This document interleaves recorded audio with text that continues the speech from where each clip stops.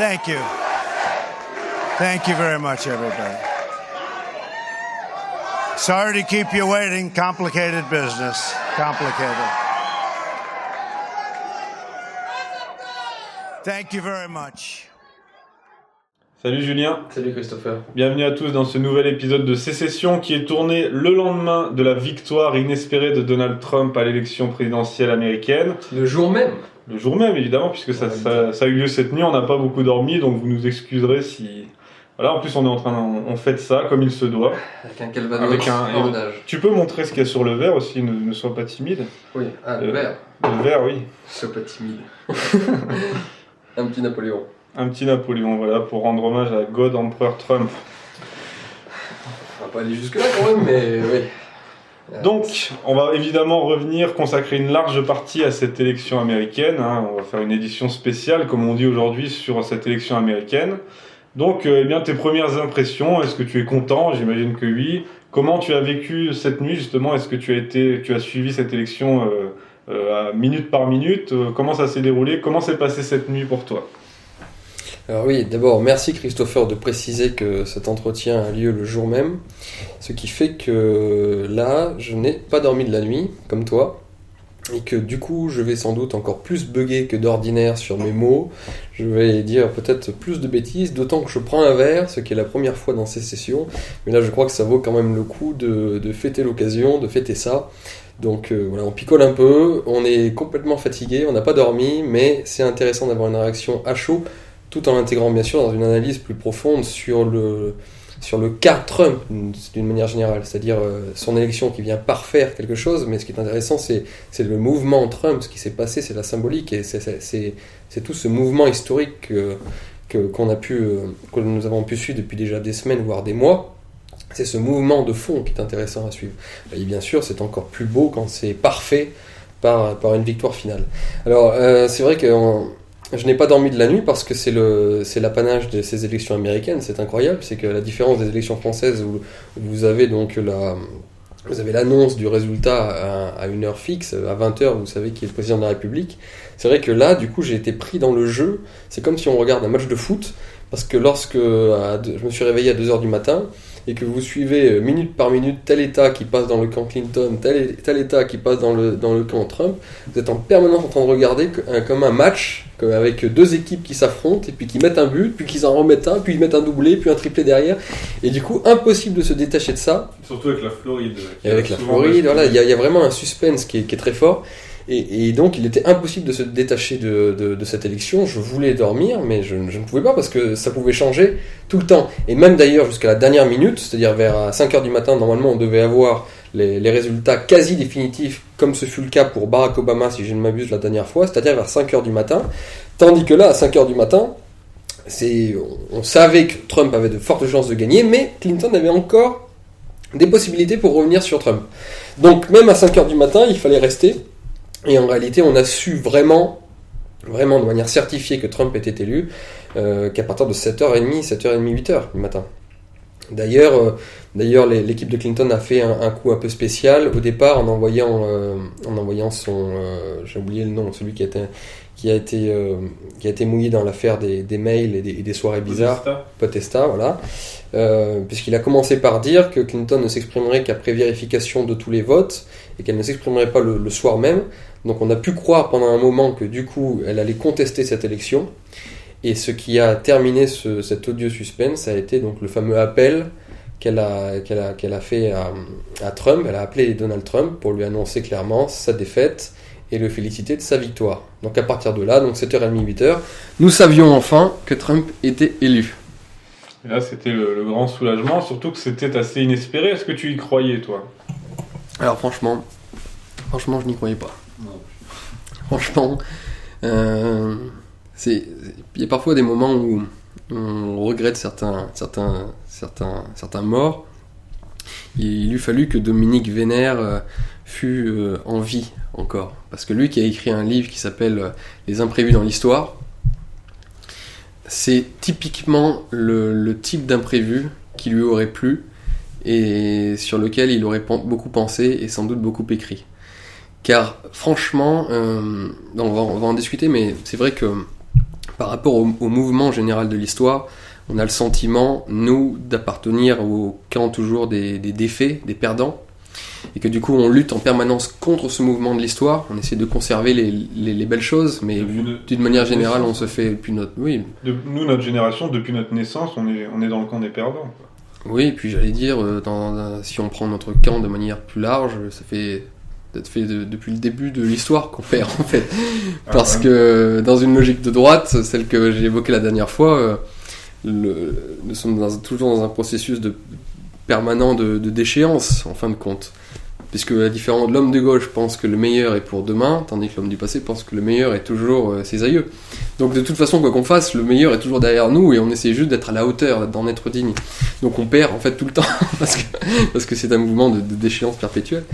Et en particulier dans notre génération, effectivement, nous sommes des enfants. Moi je suis né en 88, donc j'ai vécu mon enfance dans les années 90 et c'est début années 2000 où c'était vraiment l'ère Clinton, l'ère de Clinton, le Clinton-Marie, et puis ensuite l'ère Obama, avec cette période Bush qui est un peu particulière dont on va parler, où vraiment en fait on avait tendance à croire que ce mouvement historique, et notamment celui qui partait des États-Unis et donc qui impulsait son rythme au monde, était celui du Way of Life America, c'est-à-dire de la fin de l'histoire de Fukuyama, et puis l'ère d'une démocratie universelle dans laquelle les minorités seules auraient leur mot à dire, tandis que les peuples seraient allègrement méprisés. Et là, nous avons Trump.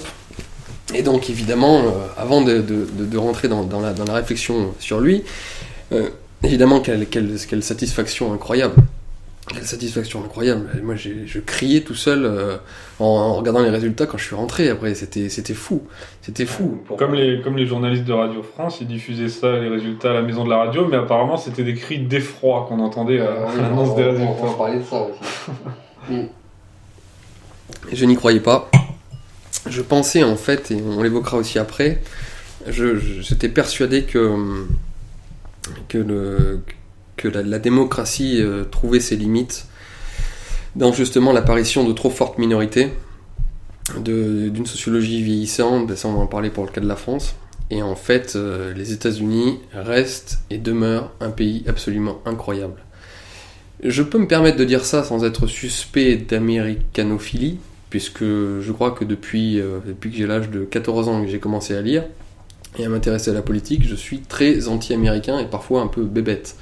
Le côté ils nous ont volé la vedette parce que l'empire à l'époque c'était la France, le côté fouteur de merde partout dans le monde, le côté parangon de la modernité, de l'ultra-modernité, du capitalisme, du libéralisme et tout ça. Donc pour moi les États-Unis c'était pas ma tasse de thé, ça l'a jamais été. Donc malgré ça, malgré ces faits auxquels je souscris encore, il est vrai qu'il faut quand même concéder que les Américains, l'Américain est un peuple extraordinaire. C'est vraiment, ils sont capables d'une mobilité, d'une vivacité, d'une rapidité dans le changement qui est effrayant. Mais ils ont cette force où lorsqu'ils décident de changer, ils vont jusqu'au bout. C'est un peuple de passionnés. Ça, c'est vraiment... Et d'ailleurs, ce qui est absolument fabuleux, c'est on est quand même passé, les Américains sont quand même passés de deux symboles, enfin, d'un symbole à un autre, qui veulent dire exactement l'inverse. Et ils sont passés de ces deux symboles en moins de 10 ans. Vous imaginez un petit peu la mobilité intellectuelle d'un pays. Il faut une jeunesse, il faut des couilles pour parvenir, et puis une force d'âme pour arriver à bouger aussi rapidement. En 2008 était élu Barack Obama, qui incarnait finalement la fin d'un monde. Il venait parfaire un monde qui était celui que je t'évoquais tout à l'heure, à savoir le monde du Way of Life America, du métissage généralisé, de la démocratie universelle, du cool, de tout cet esprit-là, l'esprit libéral. Et Barack Obama venait incarner magnifiquement cet esprit du temps dans lequel nous avaient engagé les États-Unis depuis 20 ans, voire sans doute même plus. Il venait finir ce monde en le rendant parfait d'un point de vue de l'incarnation. 10 ans plus tard, même pas 8 ans plus tard, c'est un symbole absolument différent qui entre en jeu, qui entre en compte, qui rentre dans le game américain, et c'est Donald Trump. Et en 8 ans, les Américains sont capables de passer du tout au tout.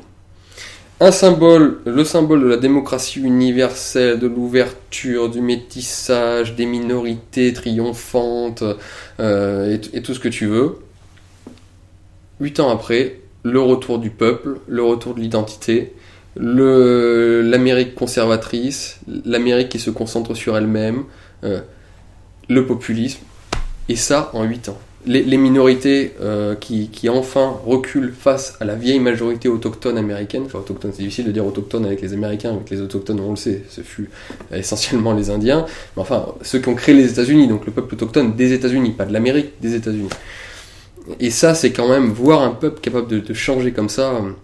Tu sais, on me disait souvent ça sur les Américains. J'avais rencontré un Américain qui m'expliquait que c'était dû à la force de caractère, de décision de l'anglo-saxon. J'ai beaucoup étudié les questions du caractère de l'anglo-saxon par rapport au latin. Le fait de réfléchir moins, mais quand tu prends une décision, tu fonces, tu sais. Et il me prenait toujours un exemple, c'est par rapport à la cigarette. Donc, d'ailleurs, cigarette que je vais fumer parce que ce sécession est assez... Ah, moi aussi, alors je t'en donne un. Ce sécession est assez exceptionnel, donc là on l'a fait un petit peu plus Pas des léger. cigarettes, c'est des cigares. C'est des cigarios, ouais. On fait un sécession un petit peu plus léger, donc on se permet de boire un verre et de fumer parce que c'est quand même exceptionnel cette élection. Et donc je te disais, l'Américain me disait que les Américains étaient capables de changer du tout au tout quand ils avaient pris la décision de changer.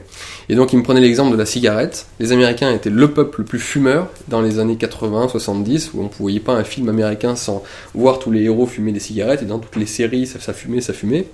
Et le jour où les Américains ont décidé d'arrêter de fumer, le pays tout entier a arrêté de fumer du jour au lendemain. Ah, comment ça, il y a bien... Enfin, non mais quand je dis ça de manière symbolique. Il y a eu une grosse...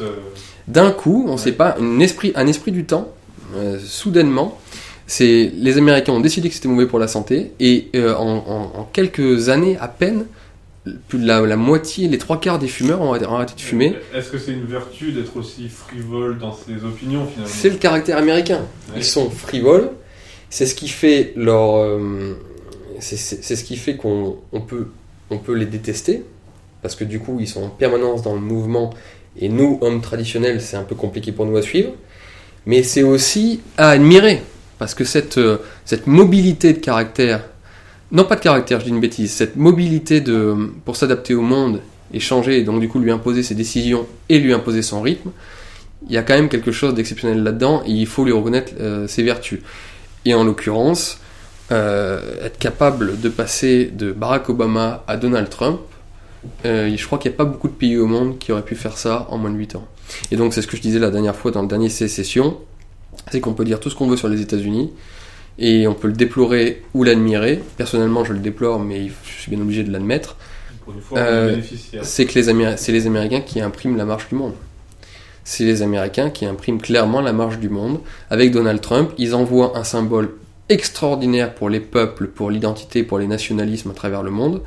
Et paradoxalement, l'inverse de ces idées-là était parti des États-Unis, ou en tout cas avait été assez développé par les États-Unis, puisqu'ils ont toujours produit un immense travail de sape pour tout ce qui était les nations, tout ce qui était les traditions, les identités. C'est eux qui ont apporté cet esprit néo-moderne, insupportable. Et finalement, la plus grosse révolte contre cet esprit néo-moderne vient des États-Unis. Et de la même manière, d'un point de vue intellectuel, tu sais que les dissidents américains, ainsi que les intellectuels, parmi eux, il y a les plus compétents, aussi parmi les artistes d'ailleurs, il y a les plus compétents pour dénoncer le monde moderne. Donc les États-Unis vivent cet immense paradoxe d'être à la fois les porteurs de cette néo-modernité insupportable, mais d'être aussi capables de produire les plus intelligents et les plus performants en termes de critique intellectuelle de ce même néo-modernisme.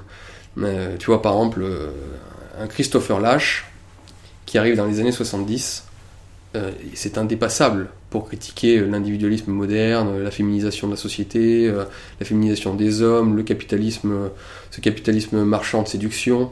Christopher Lasch est exceptionnel et ça arrive dans les années 70. Et lorsque vous lisez son livre sur le complexe de Narcisse, vous avez exactement la description de la société que nous vivons aujourd'hui, ou en tout cas celle des années 90 et 2000. Donc les Américains ont cette force-là, il faut quand même le reconnaître. Donc on va parler également des réactions. Là je t'ai demandé comment tu avais passé cette nuit, comment tu avais suivi ces élections. Mais on va parler aussi des réactions des gauchistes, notamment sur Twitter, c'était assez amusant.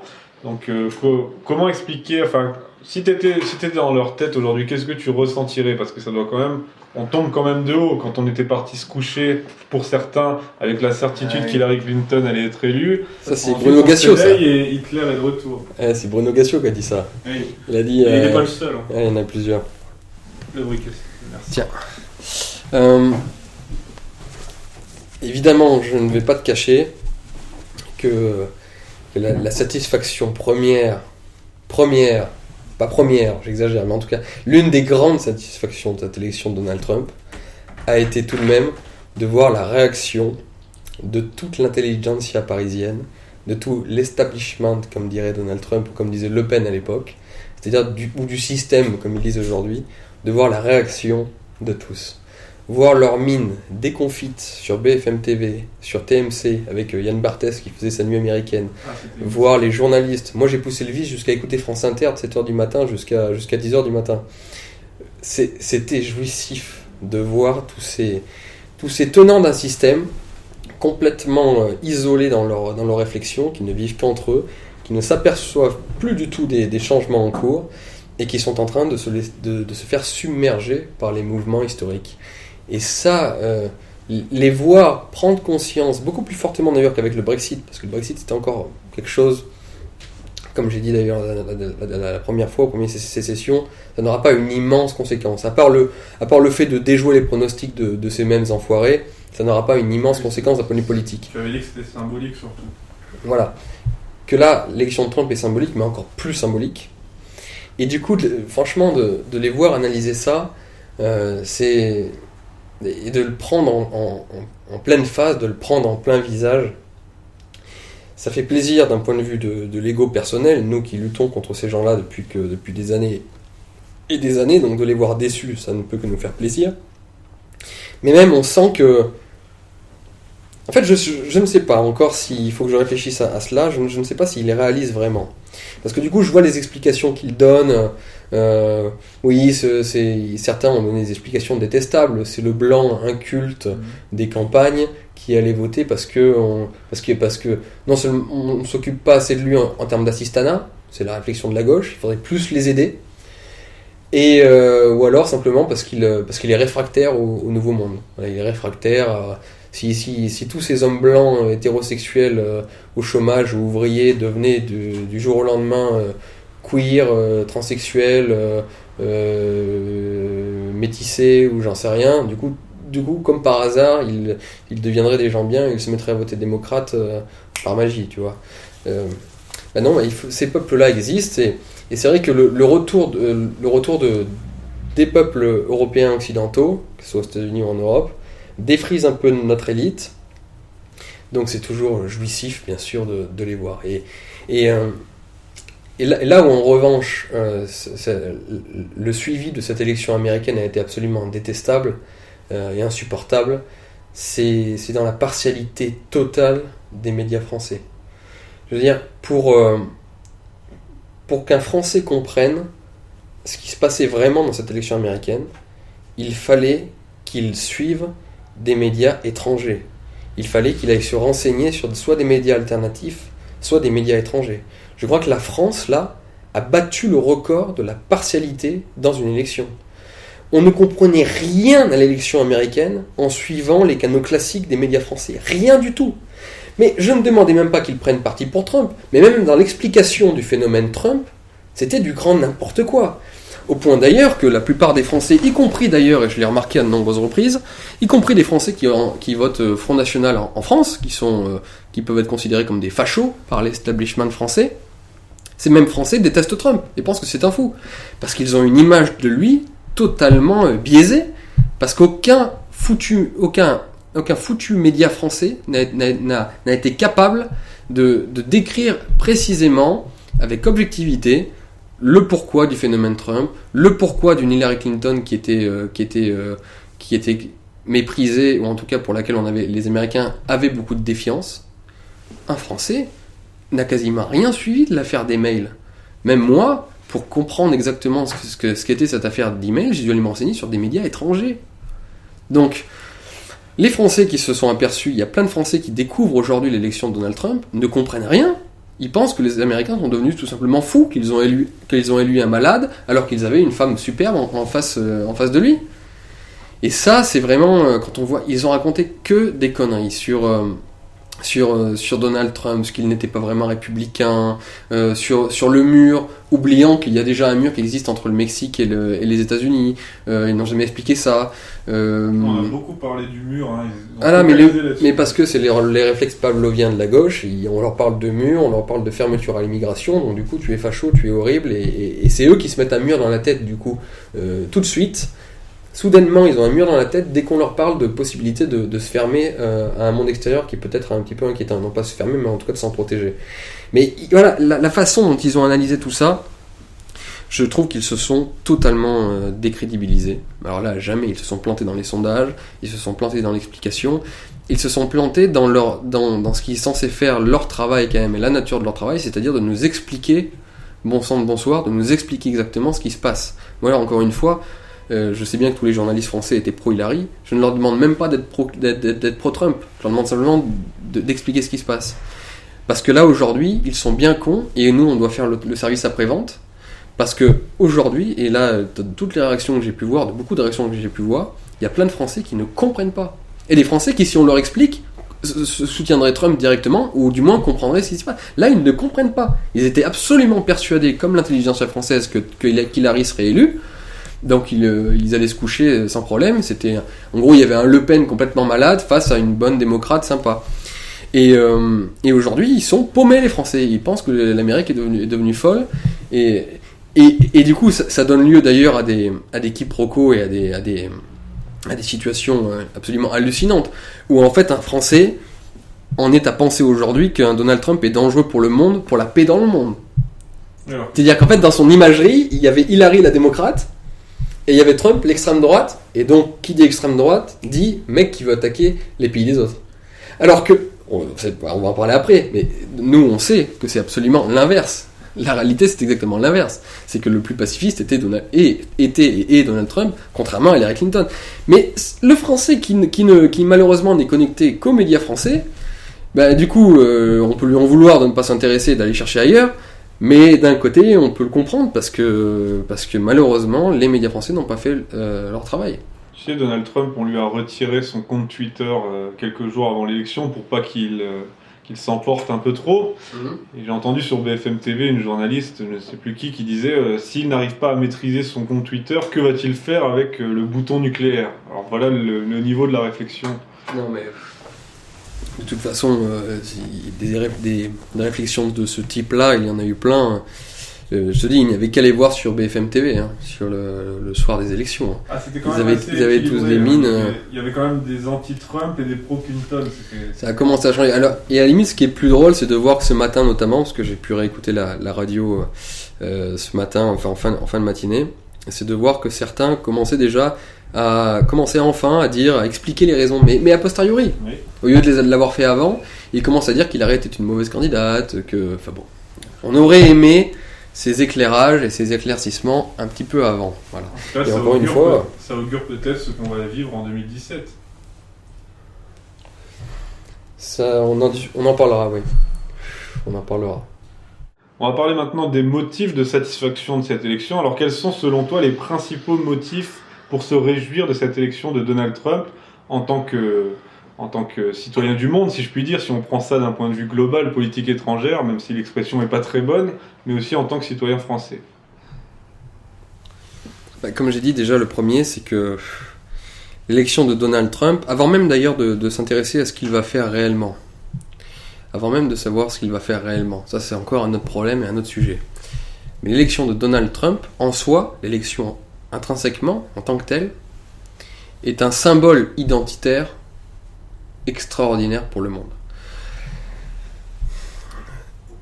L'élection de Donald Trump est perçue comme le retour du peuple qui a fondé les États-Unis, du peuple blanc, donc du vrai peuple américain, enfin du vrai peuple, du vrai peuple américain d'une certaine façon, même si les Noirs ont participé à l'édification des États-Unis. Il y a pas mal de Noirs et de Latinos qui ont voté Trump. Oui, mais c'est quand même le retour de ce peuple oublié, de ce peuple de la périphérie, comme dit Guy Lui pour la France, on en parlera après.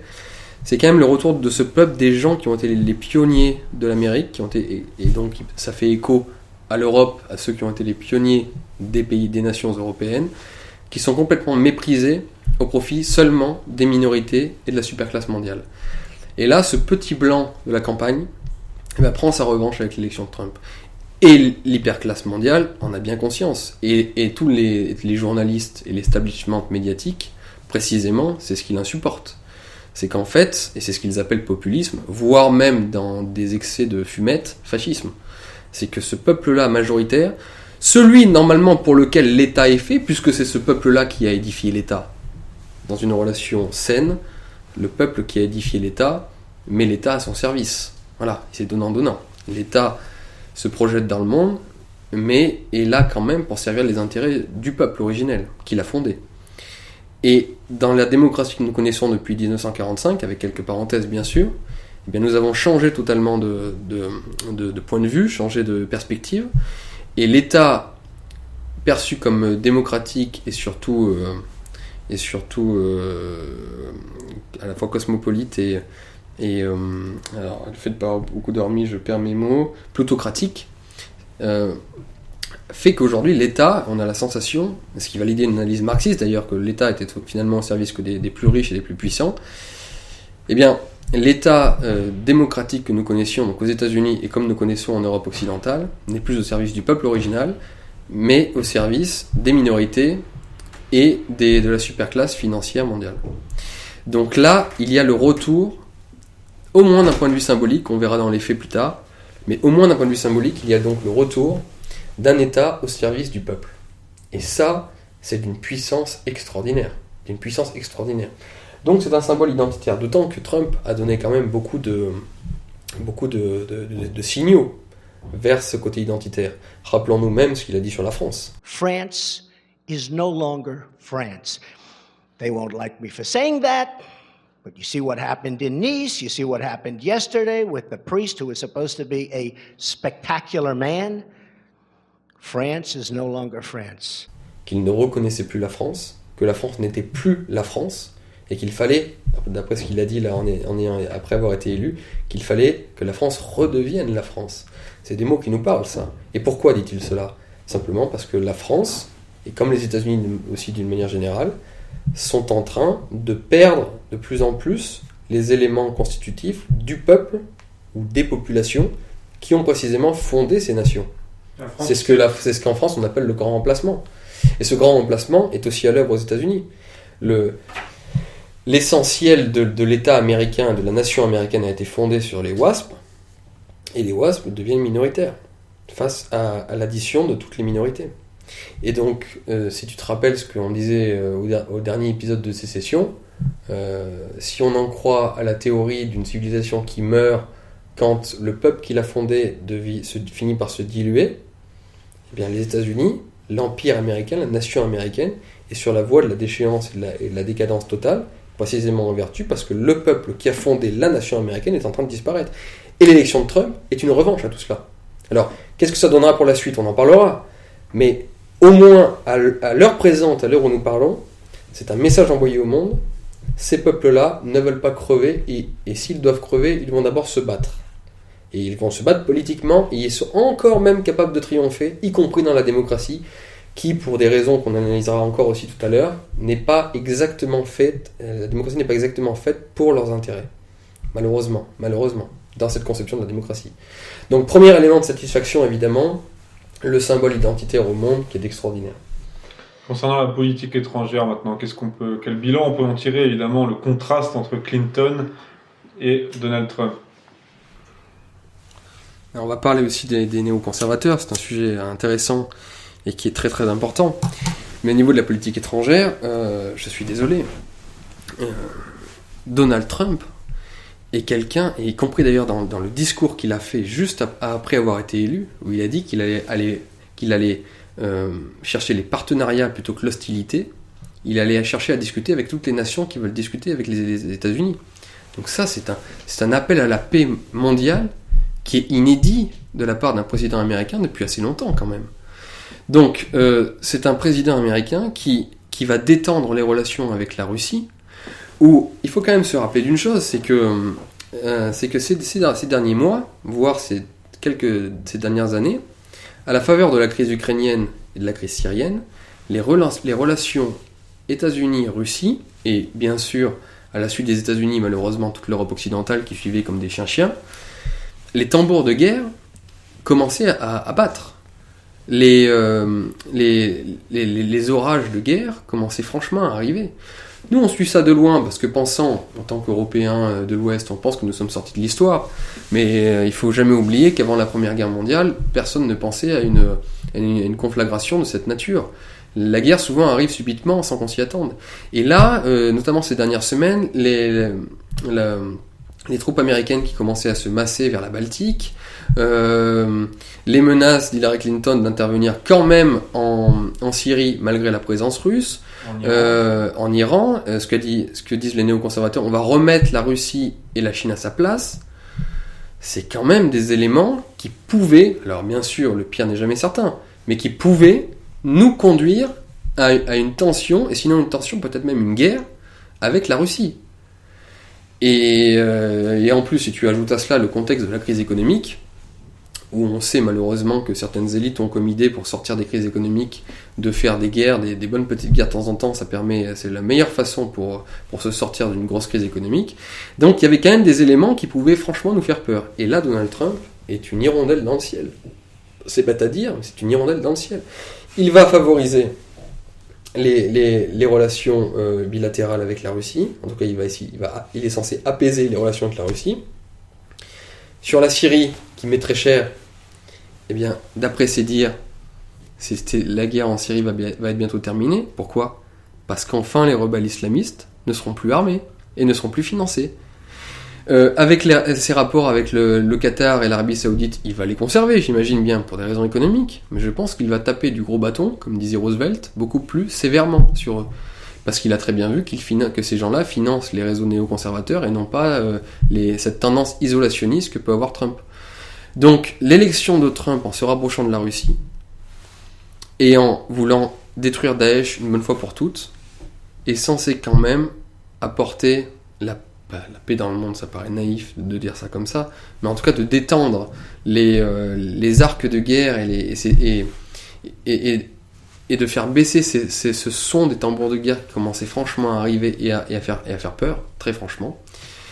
Et peut-être même, et ça c'est un souhait absolu, peut-être même de favoriser très rapidement la fin du conflit syrien, donc la fin d'une grosse partie du terrorisme, donc la fin de la crise des réfugiés au moins dans cette partie du monde, parce que simplement les rebelles islamistes qui font la guerre à la Syrie, du jour au lendemain, vont recevoir bien moins d'armes et d'argent.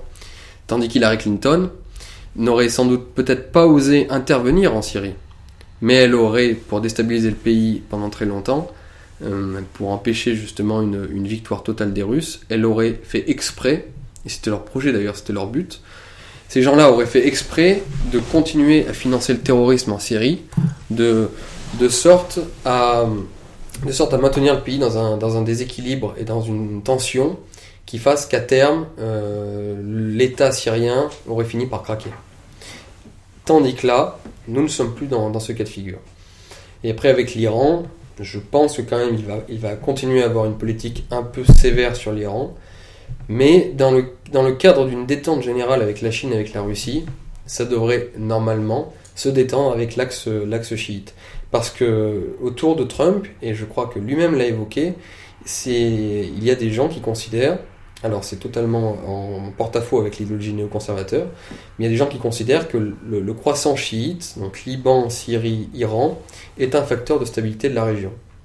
Et donc voilà, approcher les relations internationales avec cet esprit-là est quand même très favorable. Et puis en plus, il y a toutes les relations qu'il peut avoir avec l'Europe, ou pour nous, ça c'est d'un point de vue commercial, et d'un point de vue économique, on va en parler après, mais on va passer sur le chapitre économie. Eh bien, au moins avec lui, le TAFTA est enterré. Et le TAFTA est enterré non pas grâce à la grande résistance des Européens, mais il va être enterré grâce à Donald Trump, c'est-à-dire directement des États-Unis. Et ça aussi, c'est fabuleux. Alors d'ailleurs, c'est un motif également de satisfaction, l'aspect économique, parce que... alors ça, c'est intéressant aussi. Les économistes s'embrouillent un petit peu en ce moment sur la stratégie à suivre. Il y a eu toute une partie des années 70 en Angleterre et aux États-Unis de ce qu'on a appelé le néolibéralisme. Et en dehors de la financiarisation de l'économie, également, si tu veux, dans le cadre intérieur, l'accent qui a été beaucoup plus donné sur l'offre et non pas la demande. C'est-à-dire qu'en gros, il fallait surtout baisser les charges, baisser toutes les charges liées à la masse salariale, liées aux tarifs douaniers, liées à faciliter la vie des entreprises et ne pas justement se relancer comme dans les années 30 par exemple, avec des politiques keynésiennes, où en fait on favorisait plutôt la demande des consommateurs pour pouvoir acheter des produits et donc consommer et donc faire tourner la machine économique. Et en France, vu qu'on a toujours du retard, nous n'avons pas fait ces réformes-là. Nous n'avons pas fait ces réformes libérales, ce qu'on appelle les réformes libérales, c'est-à-dire de faciliter la vie des entreprises. Et en considérant que si l'offre devient plus compétitive, c'est le mot qu'ils emploient, eh bien à terme, ce sera bon pour l'économie générale, puisque ces entreprises-là embaucheront, et donc ça créera des consommateurs qui auront au moins un travail et qui pourront consommer, donc faire tourner la machine. Et ça, on vit depuis 20 ans, depuis 20-30 ans, depuis d'ailleurs en France, depuis l'échec de la politique mitterrandienne au début des années 80, on vit sur l'idée que les politiques keynésiennes ne sont plus utiles du tout et entraînent des déficits sans avoir un retour sur investissement. Et Donald Trump arrive avec l'idée qu'il faut se reconcentrer sur son pays, sur ses infrastructures notamment, et donc il faut relancer l'investissement, et donc relancer la demande avec une politique keynésienne. Et ce besoin d'investissement dans le monde, c'est-à-dire ne pas se concentrer exclusivement sur des politiques de l'offre, mais sur des politiques de la demande et d'investissement, c'est totalement incompris en France aujourd'hui, puisque tu vois la primaire des Républicains par exemple, personne ne parle de ça, tout le monde parle au contraire de contrôler les déficits, donc pas du tout d'investir. Et donc le conflit des économistes dont je te parlais, c'est précisément entre ceux qui ont compris qu'en fait nous sortons de l'ère libérale et qu'il est temps de revenir à une ère de grand investissement dans le secteur public, dans les infrastructures, et ainsi que dans la demande en augmentant par exemple les salaires. Une ère de colbertisme. Oui, c'est le Colbert, c'est Keynes, c'est du keynésianisme, mais c'est aussi du colbertisme d'une certaine façon. Et les libéraux qui pensent que c'est encore des idées folles et qu'il faut se concentrer exclusivement sur les politiques de l'offre. En France, il y a Guénaud qui le dit. Guénaud est le seul parmi les gens de droite à dire oui, certes, il faut des réformes libérales parce que les entreprises meurent de la réglementation, du code du travail, de leurs charges, c'est vrai, mais on ne peut pas mener qu'une politique de l'offre, il faut aussi une politique de la demande parce qu'il y a des grands investissements à faire. Alors on ne va pas parler économie énormément dans cette sécession-là, on le fera, je pense, j'espère en tout cas, une sécession expressément sur le thème économique. Mais c'est intéressant de voir que les Américains, du coup, impulsent un nouveau rythme, c'est-à-dire qu'eux sortent de l'ère libérale, maintenant entrent dans l'ère semblent entrer à nouveau dans l'ère des grands investissements, pour leurs infrastructures notamment.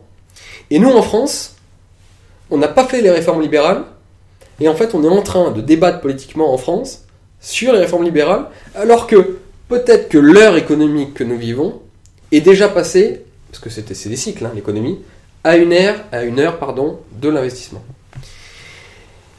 Et là, c'est pour te dire à quel point nous, Français, sommes complètement largués par rapport à la marche du monde. C'est-à-dire qu'on va faire, peut-être avec un président de droite, enfin les réformes libérales qu'on aurait dû faire il y a 20 ans, tandis que les autres les ont faites il y a 20 ans, et sont déjà au stade d'après, c'est-à-dire au stade où ils réinvestissent dans leur économie. Donc on a vraiment 20 ans de retard. Donc l'idéal, bon, encore une fois, on en parlera plus dans la sécession expressément sur le sujet, mais l'idéal, c'est d'arriver à faire les deux. Il faudrait une politique d'allègement des charges, une politique très libérale pour les entreprises, de simplification d'absolument toutes leurs conditions de travail, et d'embauche par exemple, et à la fois une politique publique d'investissement. Ça, je pense que c'est le seul couple économique qui parviendrait à nous faire retrouver la croissance.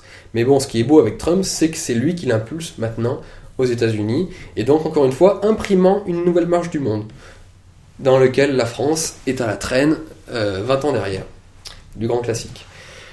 Un dernier motif de satisfaction, peut-être qu'au-delà de l'élection de Trump et ce qui va en découler, peut-on se satisfaire, tout simplement se réjouir même qu'Hillary Clinton ait été bottée en touche.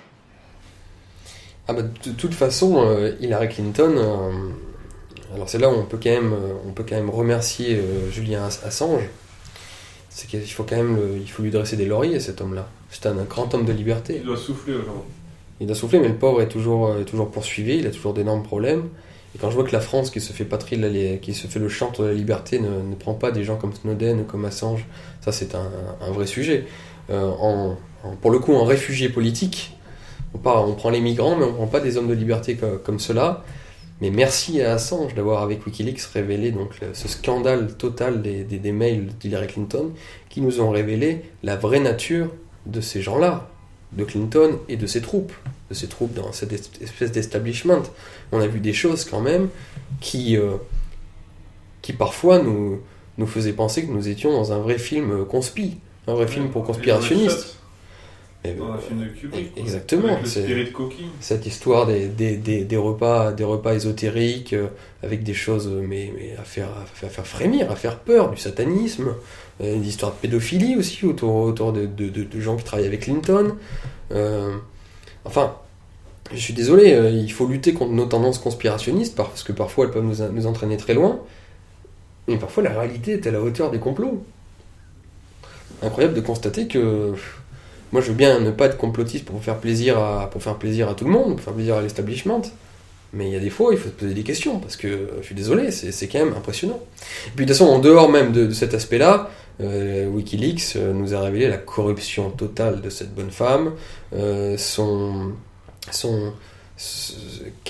fait qu'elle soit prête à tout, à se faire financer par les Saoudiens, les Qataris, à faire ça dans un cynisme absolu, en sachant pertinemment que les Saouds finançaient et armaient Daesh. Enfin, on a vu à quel point ce qu'était une politique politicienne, quoi, une pro de la politique, qui vivait dans la ouate et dans le luxe depuis le début, et à quel point finalement ce pouvoir dans ces élites-là corrompt totalement. Donc franchement, une femme pareille, rien que le fait qu'elle fût battue est déjà un motif de satisfaction en soi. On a évité la corruption, la grande finance, l'argent sale, la mafia et peut-être même le satanisme, très clairement. On va revenir juste un petit peu sur la politique étrangère que tu as déjà évoquée avec l'influence des réseaux conservateurs, des réseaux néoconservateurs, pardon. C'est pas les mêmes. En fait, ce qui était impressionnant à voir durant la période Obama, c'est qu'Obama a commencé, contre Hillary d'ailleurs déjà en 2008, contre Hillary Clinton, il a commencé par mener une politique qui n'est pas... Il a commencé dans un mixte avec les néoconservateurs, dans cette politique néoconservatrice d'imposition du chaos dans le monde, duquel doit sortir à la fin une démocratie universelle, pour simplifier très simplement. Les faucons, comme on les appelle. Il a commencé par un mixte. Après, il a clairement cessé, puisque notamment avec la Syrie, c'est lui qui a mis son veto au bombardement de la Syrie, mais après avoir fait la Libye. Donc il a oscillé entre les deux. Et d'ailleurs, ça s'est vu dans le choix de ses secrétaires d'État à la politique étrangère, justement, aux États-Unis. Parfois, il prenait des gens beaucoup plus conservateurs et parfois, il prenait des faucons. Et Hillary Clinton, qui l'a pris, était clairement une faucon. Et donc, tout le mandat Obama a oscillé justement entre deux lignes. Une ligne pacifiste et isolationniste, et puis parfois une ligne très offensive, notamment à l'égard de la Russie. Et ce que j'ai appris, c'est qu'en fait, les réseaux néoconservateurs sont précisément des réseaux qui sont dans l'état profond, et parfois ils ont une politique qui leur est propre. C'est-à-dire qu'en fait, la politique étrangère américaine est beaucoup plus bordélique que ce qu'on peut le croire. C'est-à-dire qu'en fait, entre ce que fait le Pentagone, ce que fait la CIA, ce que fait la NASA, ce que fait différents services, et le département d'État, il peut y avoir des hiatus, il peut y avoir des contradictions, et il peut y avoir des impulsions qui sont bien différentes. Donc en fait, la politique étrangère américaine n'est pas unifiée contrairement à ce qu'on croit. Et les réseaux néoconservateurs sont comme du poison, sont innervés dans pas mal de ces administrations-là. Et Barack Obama, semble-t-il, d'un point de vue de la politique étrangère en tout cas, se serait pas mal battu en interne contre ces néoconservateurs, bien qu'il l'aurait cédé, parfois, et bien même qu'il ait été dépassé parfois par eux. Notamment sur les armements des rebelles en Syrie, certains services américains finançaient cela, tandis qu'un autre service américain finançait plutôt cela, et qui parfois se mettait sur la gueule, donc avec les mêmes armes américaines. Ça n'avait aucun sens. Donc j'espère que Trump sera capable d'unifier cette politique étrangère. Évidemment, là du coup, ils sont passés sur le poulain Hillary pendant cette campagne, qui est une néocon absolue, donc ils étaient tous derrière elle, contrairement à contrairement à Trump, qui précisément n'était pas néocon, et plutôt conservateur isolationniste.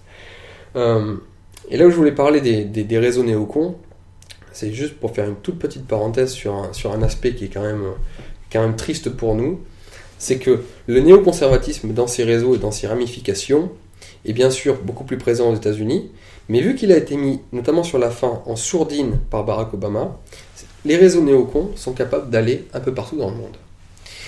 Et force est de constater qu'aujourd'hui, le premier relais des néocons, le premier, c'est la France. C'est-à-dire le pays du général de Gaulle, le pays de l'indépendance, le pays qui a dit non à l'Irak en 2003, est aujourd'hui, avant l'Angleterre, le pays le plus en avant sur les questions néoconservatrices. On l'a vu avec l'affaire de l'Iran, puisque les positions françaises sur l'accord du nucléaire iranien étaient beaucoup plus sévères que les Américains. On l'a vu avec la Syrie, ils étaient beaucoup plus offensifs. On l'a vu avec la Libye, puisque c'est la France qui a impulsé quand même malheureusement cette guerre en Libye. Donc aujourd'hui, tout le ministère des Affaires étrangères est gangréné.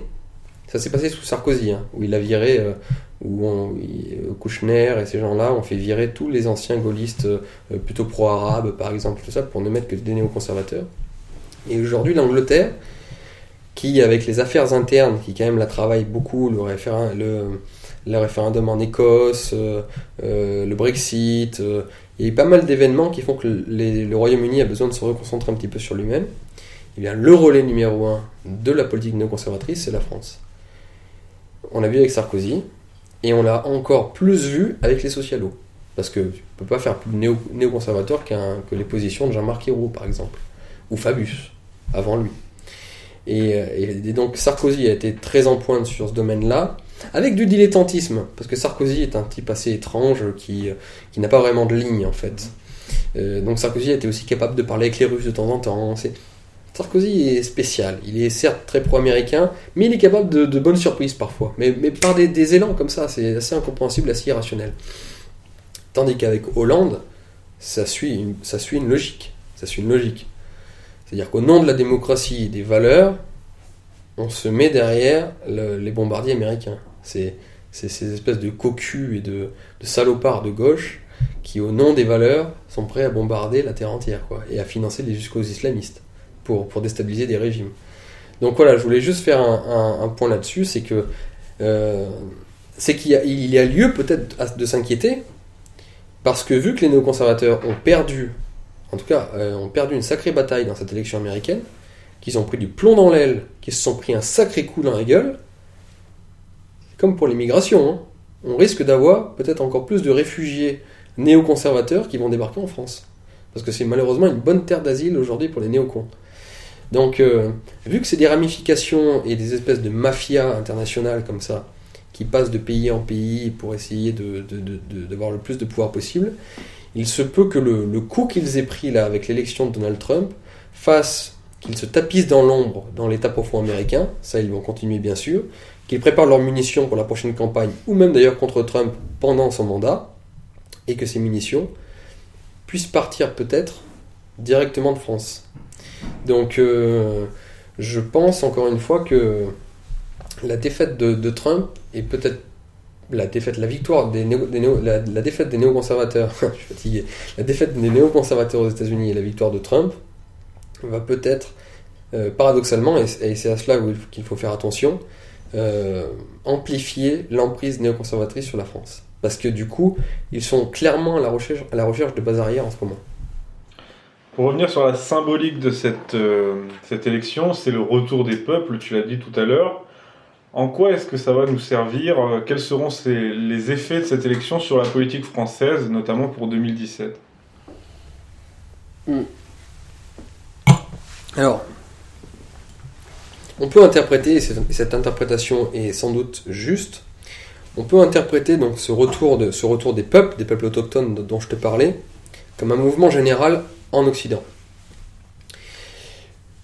Mais pour que ces peuples puissent vaincre sur la scène politique et en tout cas dans un contexte démocratique, il faut, qu'ils trouvent des représentants à la hauteur de ces aspirations, et 2, qu'il ait les couilles, et je le dis clairement, qu'il ait les couilles d'aller jusqu'au bout. Là, C'est-à-dire du corps électoral. Je parle du corps électoral, bien sûr. C'est-à-dire que malgré les objurgations des médias, malgré les objurgations de toutes nos têtes pensantes qui disent « Attention, si vous votez comme ça, c'est la fin du monde ». Avec le Brexit, ils ont répété ça aux Anglais en permanence. Si vous votez pour la sortie de l'Europe, qu'est-ce qui ne va pas nous tomber sur la tête? Les Américains, et ça c'est quand même un exemple incroyable, et qui te montre le courage de ce peuple quand même. Les Américains, ça fait 1 an et demi qu'on leur dit que si Trump est président de la République, président de la République américaine et des États-Unis, eh bien, ce sera une catastrophe absolue, c'est les 7 plaies de l'Égypte qui vont déferler sur les États-Unis. Et comme en France, on dit à l'égard de Marine Le Pen, par exemple, que si Marine Le Pen est élue, l'économie revient au Moyen-Âge, la France se ferme, plus personne ne lui parlera, et c'est pareil, et le soleil disparaîtra de la Côte d'Azur. Eh bien, les Anglais se sont moqués de ces objurgations. Les Américains, là, ont été capables, malgré ces menaces-là, de voter pour Trump.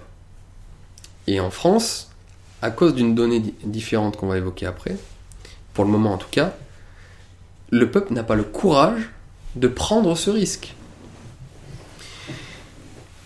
Et comment est-ce qu'on détermine comment est-ce que l'on peut savoir que le courage est présent dans un peuple ou pas?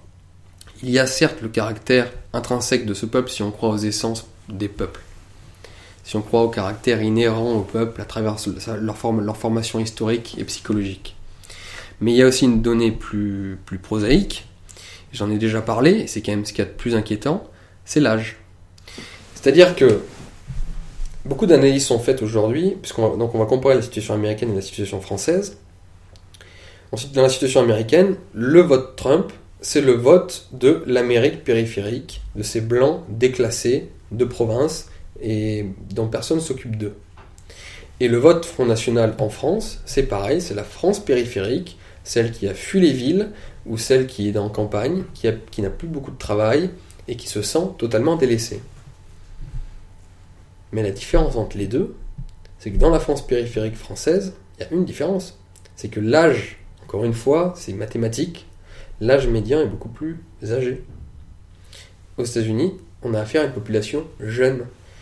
Et même les vieux, à la limite, les vieux américains, à cause de cette tradition qui n'est pas étatiste et qui est quand même plus couillue, même les vieux américains sont à la limite des vieux républicains qui sont des gars sûrs, quoi. C'est des mecs solides, tu vois. Tandis qu'en France, nos vieux ont été élevés au biberon des 30 Glorieuses, des 268, et ils sont pas très solides, la plupart d'entre eux. Je fais des généralités pour essayer de comprendre une situation. Il y a bien entendu des exceptions à tout. Je connais plein de personnes âgées qui sont exceptionnelles, qui m'ont appris plein de trucs et tout, mais dans leur majorité, je crois qu'il y a quand même une fragilité centriste, une mollesse dans le vieux français, qui fait que lui, il aurait peur, même s'il est dans la merde, et encore le vieux le moins dans la merde en France, c'est celui qui a le plus peur de voter pour les extrêmes, parce qu'à France Inter, on lui a dit que c'était pas bien. Les Américains ont eu le courage, à cause de cette mentalité, encore une fois, de sécession. pour le coup, ou de méfiance vis-à-vis des élites, parce que c'est encore des hommes qui ont le droit de port d'armes, qui contrôlent leur maison, qui contrôlent leur propre sécurité, qui ne sont pas assistés par l'État, qui sont libres dans l'entrepreneuriat en permanence, dans l'activité. Voilà des gens qui du coup osent prendre des risques, parce que c'est des hommes. Tandis qu'en France, il y en a qui osent prendre des risques, mais pas encore 50% de la population. Ils n'osent pas prendre des risques parce qu'on est, nous, dans une logique d'assistanat et d'élévation de poulets en batterie, où en fait on est bien infoutu de prendre des risques pour être capable de changer vraiment la situation. Et donc il y a l'aspect caractère des peuples, mais il y a l'aspect aussi sociologique, qui est que la population américaine s'appuie quand même sur une base sociologique jeune, y compris parmi les Blancs. Et en France, il y a sans doute plus de vieux Blancs que de jeunes aujourd'hui. Et ça crée une pesanteur qui fait qu'il est plus difficile d'avoir ce recours à ce changement à travers un homme ou une femme.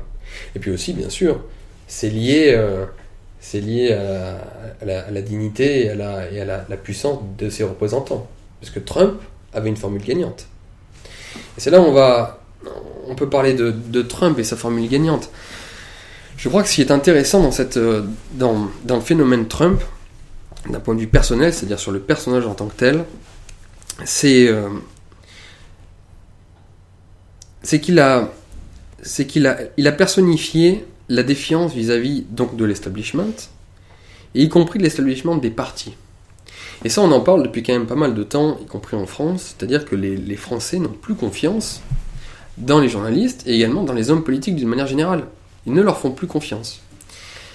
Et là, on a un type qui sort du milieu du business et médiatique, parce que c'est le côté américain, le côté un peu foufou, qui entre dans un parti, mais qui ne ressemble pas aux autres, aux institutionnels de ce parti-là, en l'occurrence le Parti républicain, tout en étant, et ça c'est une erreur du journalisme français, tout en étant finalement beaucoup plus proche des républicains au sens philosophique et dans la grande tradition républicaine américaine, c'est-à-dire par exemple isolationniste et conservateur, et plutôt social aussi, contrairement à ce qu'on croit.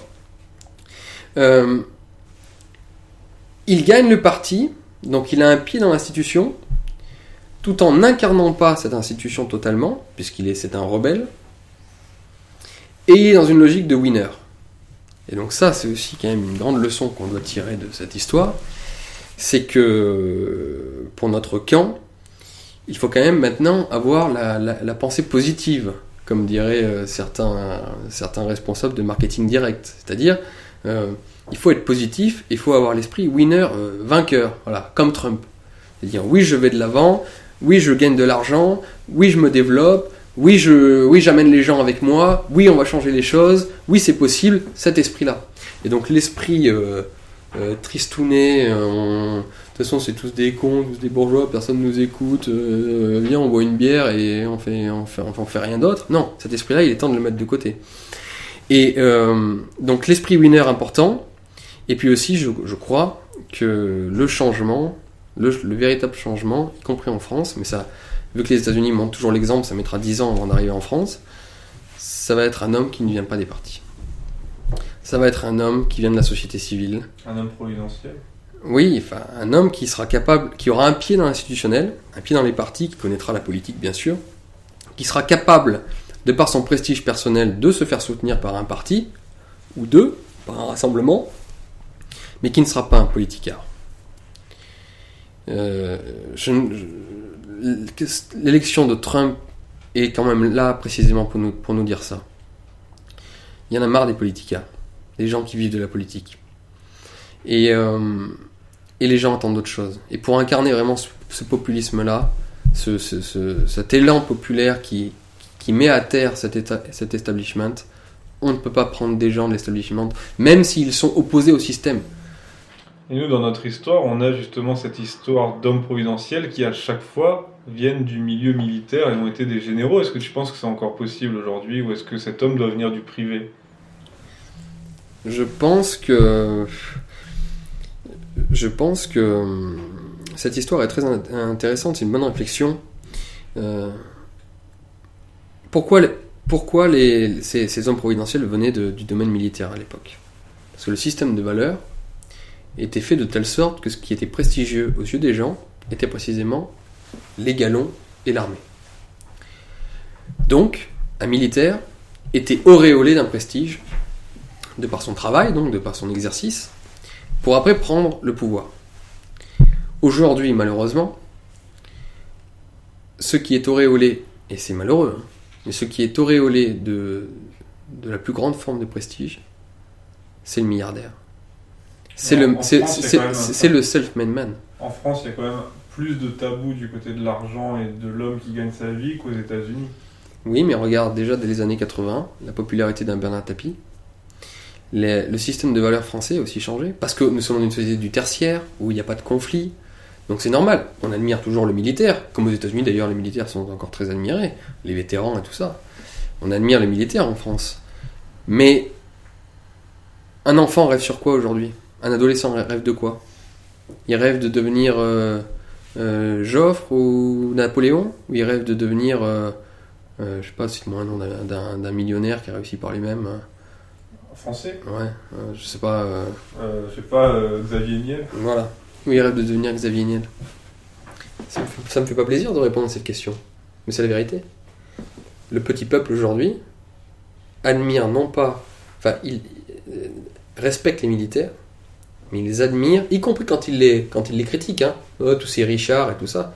Mais dans leur fort intérieur, ils veulent ressembler à quoi? Ils se voient sur le front... Certains, évidemment, hein, encore il y a des exceptions à tout, je parle dans la majorité, malheureusement. Ils veulent se voir sur le front en train de combattre Daesh et de donner des ordres pour envoyer la Légion ici, faire ci, ou ils veulent avoir créé leur société qui leur apporte 100 000 euros par mois, voire 10 millions d'euros par mois. Donc l'échelle de valeur actuelle, c'est le self-made man, enfin, produit une admiration et un respect beaucoup plus grand pour le self-made man, non pas l'héritier, hein, le self-made man, celui qui vient de rien. Ça, c'est encore mieux, c'est encore plus auréolé de prestige, qui a créé une entreprise, qui est un homme d'affaires, un homme d'action. Ça, et donc du coup je pense que dans le contexte des valeurs actuelles, il faut un homme qui ait su faire ses preuves dans le domaine entrepreneurial. Du coup, Mélenchon a aucune chance, quoi, puisque lui, non seulement c'est un politicard, mais en plus, il veut prendre tout ce qui dépasse 300 000 euros par an. Et là, ce que je dis, je sais, va énerver beaucoup les auditeurs parce qu'ils sont hypocrites et ils se mentent à eux-mêmes. Parce que c'est l'esprit français, mais c'est beau en même temps, c'est le catholicisme français, et c'est bien que ça perdure d'ailleurs, sur le mépris de l'argent. Mais la vérité, c'est que moi je le vois dans beaucoup de gens, dans leur fort intérieur, il y en a beaucoup, pas tous encore une fois, heureusement d'ailleurs, mais beaucoup qui rêvent de devenir riches. Comme à l'époque, un gamin, au XVIIe siècle par exemple, rêvait de devenir un grand général. Malheureusement, c'est ça. Donc du coup, il faut adapter cette échelle de valeur et adapter cet esprit du temps, ce mood. Et du coup, Trump correspond totalement à cet esprit du temps. Le self-made man, même si c'est pas aussi facile parce qu'il a hérité en fait de beaucoup d'argent, mais bon, il avait cette image-là, l'entrepreneur qui a fait fructifier sa monnaie, et qui a construit plein de choses, et qui est dur dans les négociations, et qui a plein de salariés, qui est un homme... le chef, tu vois, rien que ça. La vision du chef aujourd'hui dans l'esprit des gens, c'est le chef d'entreprise. Et du coup, tu parles des c'est chefs. plus le militaire. Tu parles des chefs. Je suis sûr que tu sais que si tu poses la question, tu fais des sondages, tu leur donnes un mot, ils doivent te donner un mot qui correspond, tu leur dis patron, chef, ils vont te répondre entreprise. Et ils vont pas te répondre, alors que 16e ou 10e, ils auraient répondu caporal, général, tu vois, Oui, c'est plus le même truc. Aujourd'hui, ils sont mous et totalement soumis à un état-major socialiste, quoi, on va dire ça comme ça. Mais bon, là, tu abordes la question du chef, justement. Là, on va se retrouver avec un Donald Trump du côté américain, avec un Vladimir Poutine du côté russe. Est-ce que c'est le retour des hommes en politique? Et là, j'aborderai pas le cas français parce que ça nous fait trop honte. On va juste se concentrer sur Trump et Poutine. Voilà. L'histoire recommence. On va partir de cette idée-là. l'histoire recommence, les fractures idéologiques reviennent, la crise économique fait que les tensions sont plus fortes, et donc nous sortons de cette parenthèse enchantée depuis la fin de la Seconde Guerre mondiale, qui était dans une croissance généralisée des pays occidentaux d'un point de vue économique, qui était dans une social-démocratie qui quand même garantissait à tout le monde, peu ou prou, bien sûr il y avait des pauvres, des très pauvres, mais à la grande majorité de quoi bouffer, y compris si tu ne travaillais pas. On sortait également de l'ère de la violence, puisque on pensait n'avoir plus d'ennemis, alors qu'aujourd'hui les islamistes ont été là pour nous montrer partout avec le terrorisme que les ennemis existent toujours. Donc là, on entre dans un nouveau monde. On sort de la période fin de l'histoire, donc la période des femmes, très clairement, la période où la politique, où on demandait en fait, comme chef d'État, des assistants sociaux, des assistantes sociales. C'est pour ça que les femmes pouvaient magnifiquement incarner cette politique-là. Parce qu'en fait, tu regardais d'ailleurs les dernières campagnes présidentielles, notamment en France, les débats ne portaient pas sur quelle est la vision pour mon pays, quelles sont les grandes réalisations que nous allons faire ensemble, mais c'était je vais m'occuper du système social, je vais m'occuper de vos retraites, je vais m'occuper de la réglementation économique, je vais m'occuper de... Qui s'occupe d'eux ? C'est les assistants sociaux qui s'occupent de toi. Et donc, dans cette période politique que nous vivions, on ne demandait pas des politiques. Parce que le politique, l'homme, dans la symbolique, l'homme viril, c'est pas je m'occupe de toi. C'est l'intendant suivra, comme disait le général de Gaulle. C'est où est-ce qu'on va ? Où est-ce qu'on va ? Quel est le cap ? Quelle est la volonté pour notre nation et notre peuple ? Comment est-ce qu'on va se défendre ? Comment on va se battre ? C'est ça la politique. Et ces hommes-là étaient du coup complètement désuets dans une période politique de la fin de l'histoire. Ce dont on avait besoin, c'était des femmes. Et quand je dis des femmes, ça peut être des hommes, mais en tout cas dans la symbolique. Je vais m'occuper de vous, de vos retraites, de vos salaires, de votre santé, de votre... rappelle-toi de l'élection de Chirac, qui avait fait campagne en 2002 sur la sécurité routière, le cancer, voilà, c'est ça, c'est typiquement cette période-là. Donc là, maintenant, on quitte cette période, puisque à cause du chômage, encore une fois, la crise économique, le retour de l'insécurité, les grands conflits mondiaux qui se présagent, donc c'est le retour des hommes, comme par hasard. Et ces hommes-là sont incarnés. Et donc nous avons des figures telles Poutine, nous avons des figures telles Donald Trump, et peut-être qu'en Europe occidentale, ça va finir par revenir, également, quand on décidera à nouveau de revenir dans l'histoire, quand on acceptera l'aune de l'histoire. Et là, du coup, la politique se fait autrement. Et même, je vais te dire, au niveau individuel, ça va être terrible ce que je vais dire, mais tant pis, je le dis quand même. Ce qui est beau, tu vois, dans un Poutine et un Donald Trump, ce qui est beau, bien et noble, c'est que ce ne sont pas des politiciens à la base. Et là, il faut faire une grande distinction. C'est l'une des causes, j'avais expliqué ça à un journaliste un jour. Pour moi, c'est l'une des causes de la décadence du politique français. Pourquoi est-ce que les hommes politiques sont si nuls en France ? Pourquoi est-ce qu'ils sont si nuls ? S'est-on déjà posé la question ? On se la pose souvent ? Je crois et je suis persuadé que l'une des causes, c'est pas la seule évidemment, mais l'une des grandes causes, c'est que les hommes qui arrivent aux fonctions suprêmes en France, c'est-à-dire députés, ministres et présidents, sont des hommes qui ont fait la plupart du temps de la politique toute leur vie et qui sont passés en fait par tous les échelons locaux. Sarkozy a été maire de Neuilly, Hollande a été président de conseil général en Corrèze, Chirac aussi, il est passé par tous les échelons locaux. Et c'est des hommes qui en fait ont commencé par le bas, l'échelon local, et qui à force de monter et d'attendre, d'être patient, de monter, ont fini par être président de la République, ou ministre, ou même député. Ou même seulement député. Sauf que, et là c'est ma thèse, et elle va faire frémir, mais ça m'est égal, pour avoir, à l'époque où j'étais au Front National, pour m'être essayé dans les élections locales, je peux dire, et j'en suis absolument persuadé, que le job demandé, le travail demandé pour être un bon maire, par exemple, pour prendre l'exemple du maire, et un bon député, par exemple, C'est deux jobs totalement différents, et j'irais même jusqu'à dire antinomiques. Que demande comme vertu et comme qualité un bon maire pour être un bon maire? Être un bon maire demande que l'on soit un gestionnaire, qu'on sache gérer les choses et s'occuper des gens, précisément. Tandis qu'une politique à visée nationale demande d'avoir une vision et pas de gérer. C'est pas de la gestion qu'on attend d'un homme politique, c'est le cap, vers quoi on va, c'est la projection. Et en conséquence, on imagine parfaitement un François Hollande maire de Tulle, et je suis sûr que ça pourrait être un bon maire de Tulle, qu'on ne le voit absolument pas président de la République. Et à contrario, on imagine parfaitement le général de Gaulle président de la République, on l'imagine pas du tout maire de Colombey-les-Deux-Églises. Parce que c'est pas le même job, c'est pas la même chose.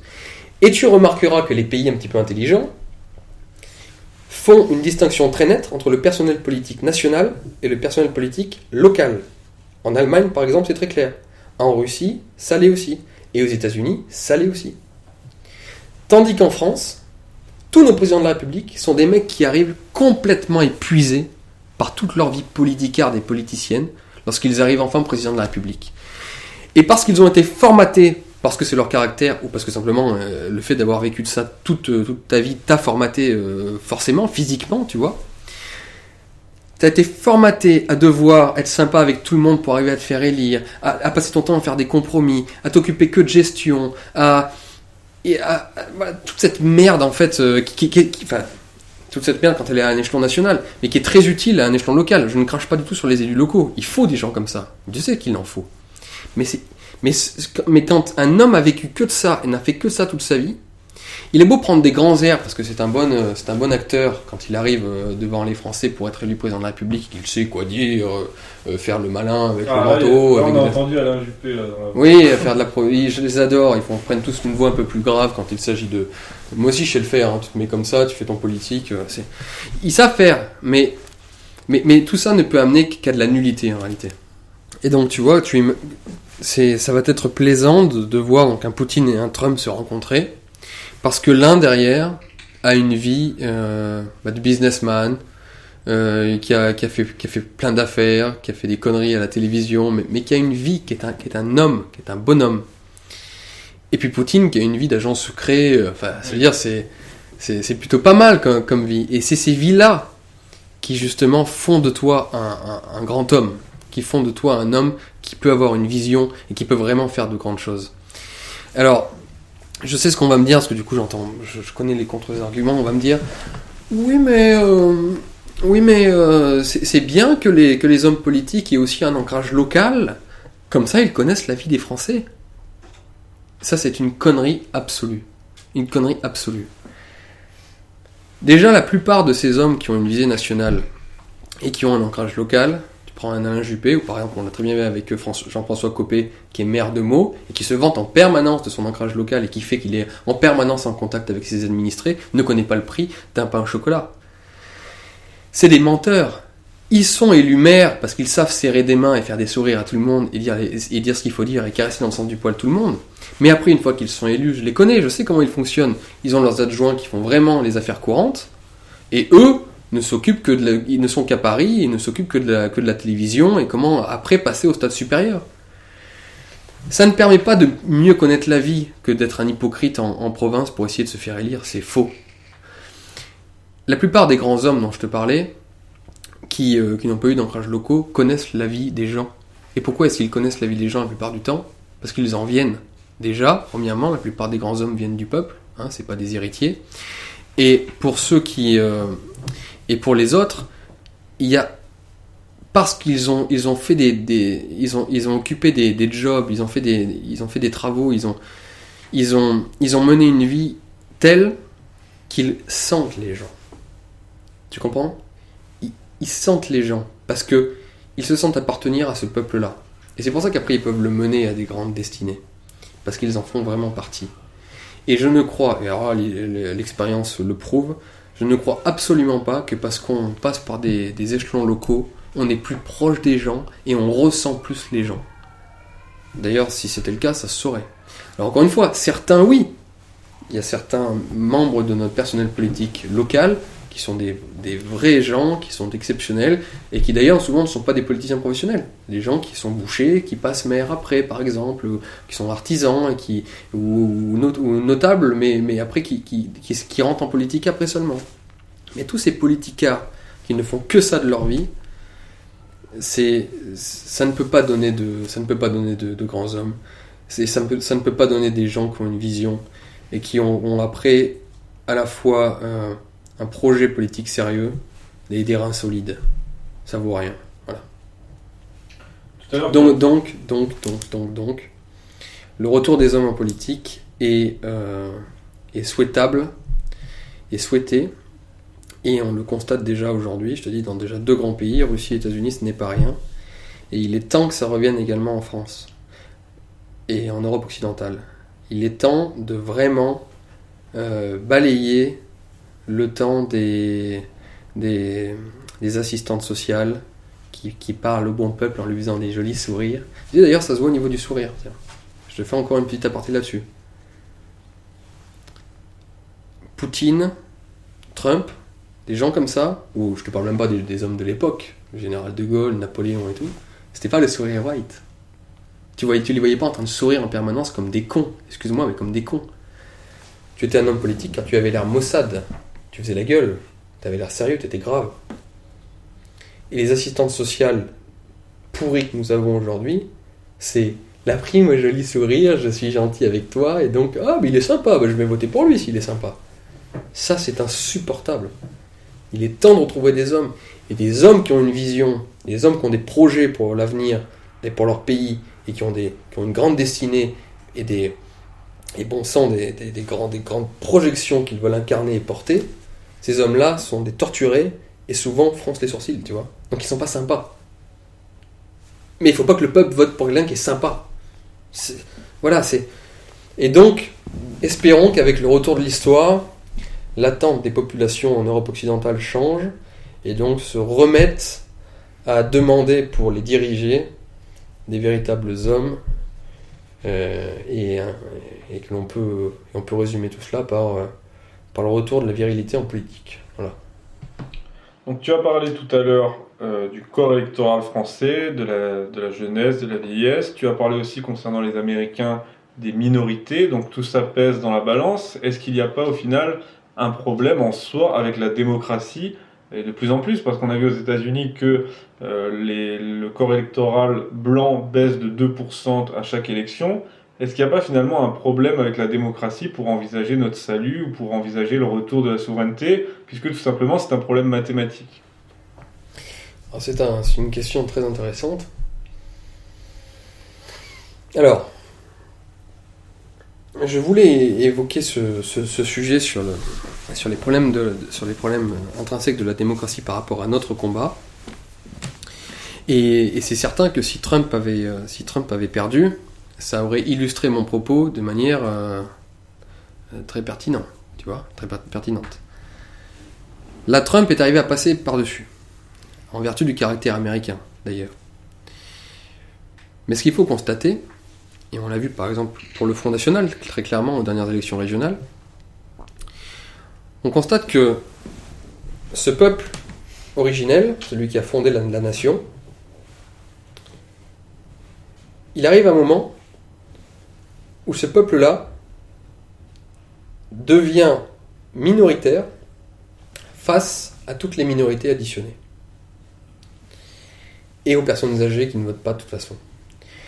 Donc en fait, pour faire une nouvelle terminologie, pour réadapter la terminologie maurassienne, on pourrait dire qu'il y a un pays utile en France, pour être provocateur, les jeunes Français qui travaillent, actifs, ou au chômage, mais qui peuvent être actifs, c'est-à-dire qu'ils peuvent travailler et qui sont simplement à la recherche, et un pays inutile. Alors, inutile, je vais le dire comme ça. Là, je marche sur des œufs, hein, mais ça va m'être reproché, ces termes-là. Mais je veux juste qu'on comprenne, c'est pour ça que j'emploie des expressions aussi violentes. Un pays inutile, les personnes âgées, qui ne cotisent plus, et qui se contentent de profiter de leur retraite, encore une fois, c'est pas de leur faute, c'est normal, mais... Et un pays nuisible, beaucoup de personnes d'origine étrangère qui ne travaillent pas et qui mangent sur la bête. Et qui en plus souvent font des déprédations, participent de l'insécurité en France, les problèmes culturels et tous ces soucis-là. Donc tu as un pays utile, un pays devenu inutile, et un pays nuisible. Et en fait, dans le cadre de la démocratie,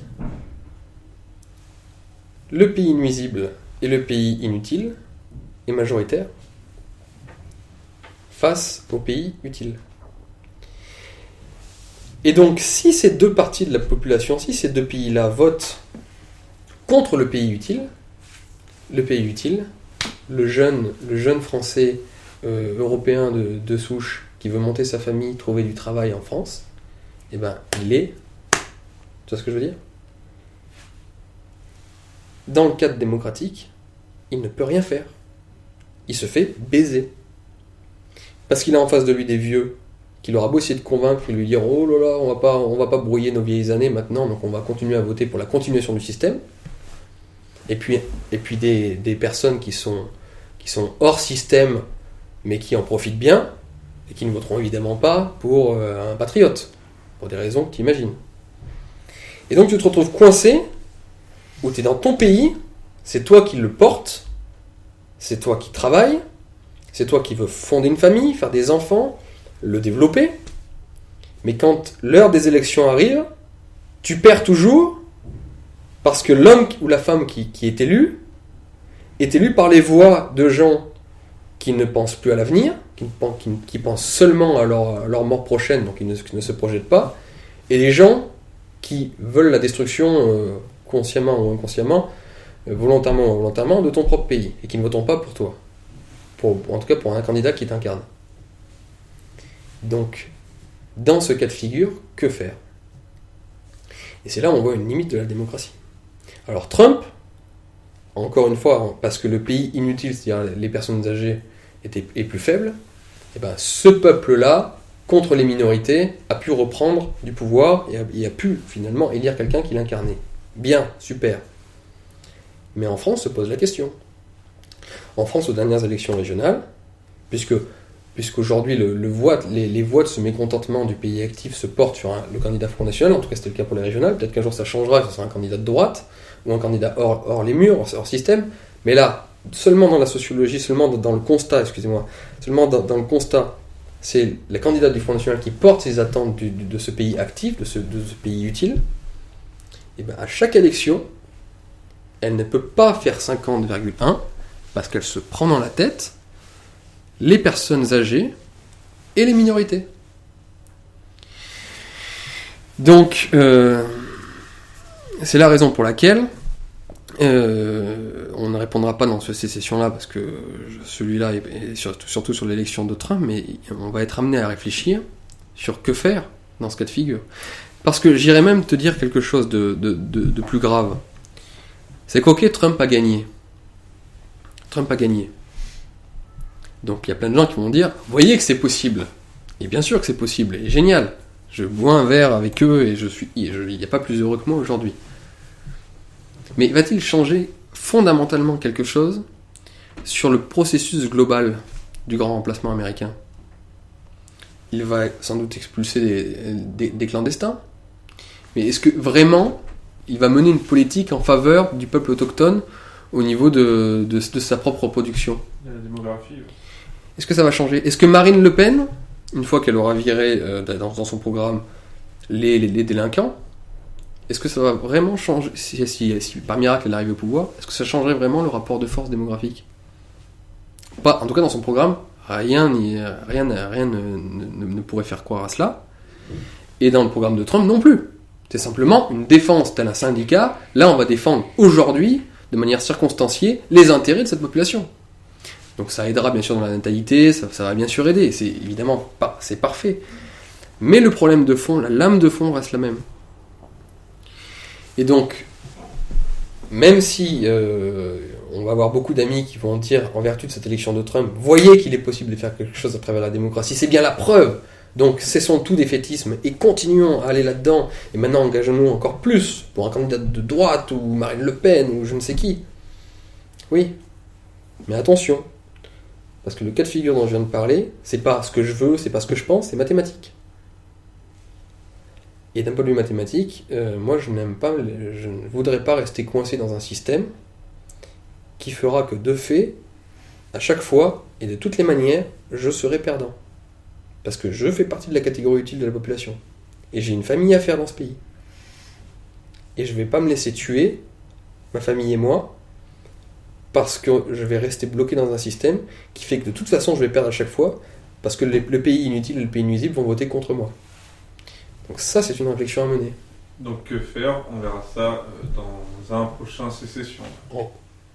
Donc voilà, on a clos ce chapitre, ce gros chapitre sur les élections américaines.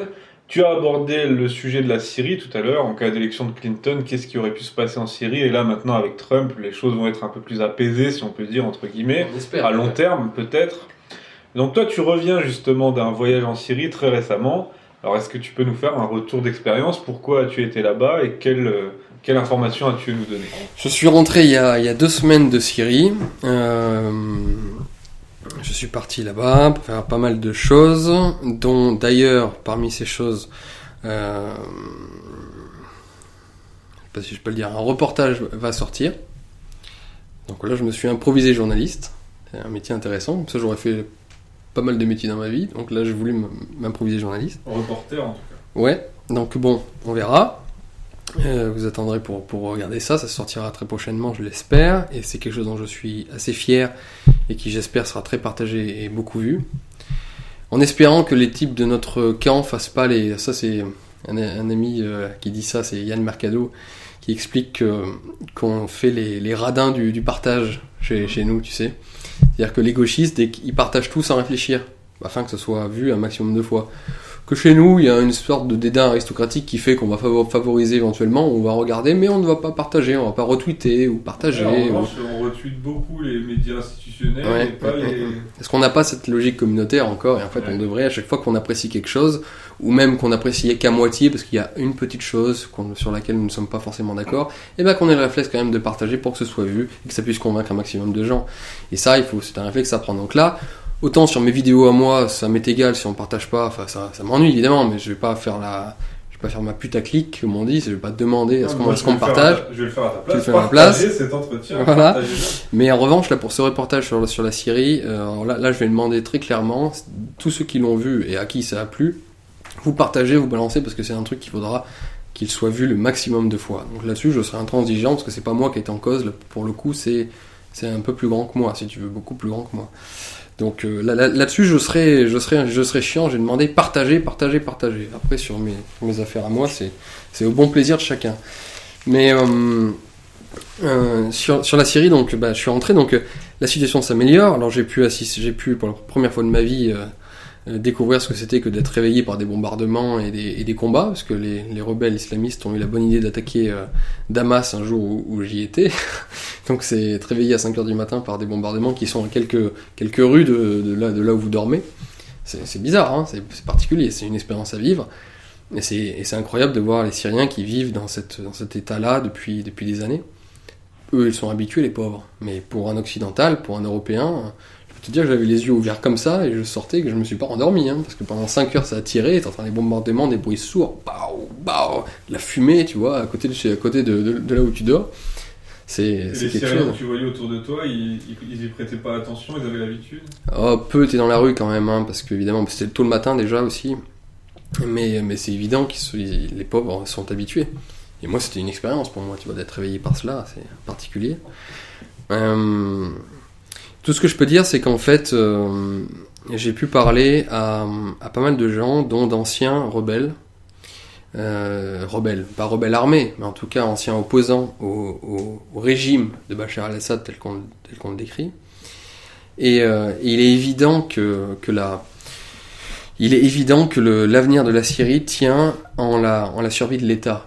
Et tous disent ça en fait. Même après tout, qu'importe Bachar al-Assad, l'important c'est que l'État persiste. Parce que si l'État disparaît, dans cette société qui est une mosaïque de peuples et de religions, en réalité, une mosaïque de religions, et donc de communautés, si l'État séculier disparaît, en conséquence, c'est la guerre civile pour 100 ans dans ce pays.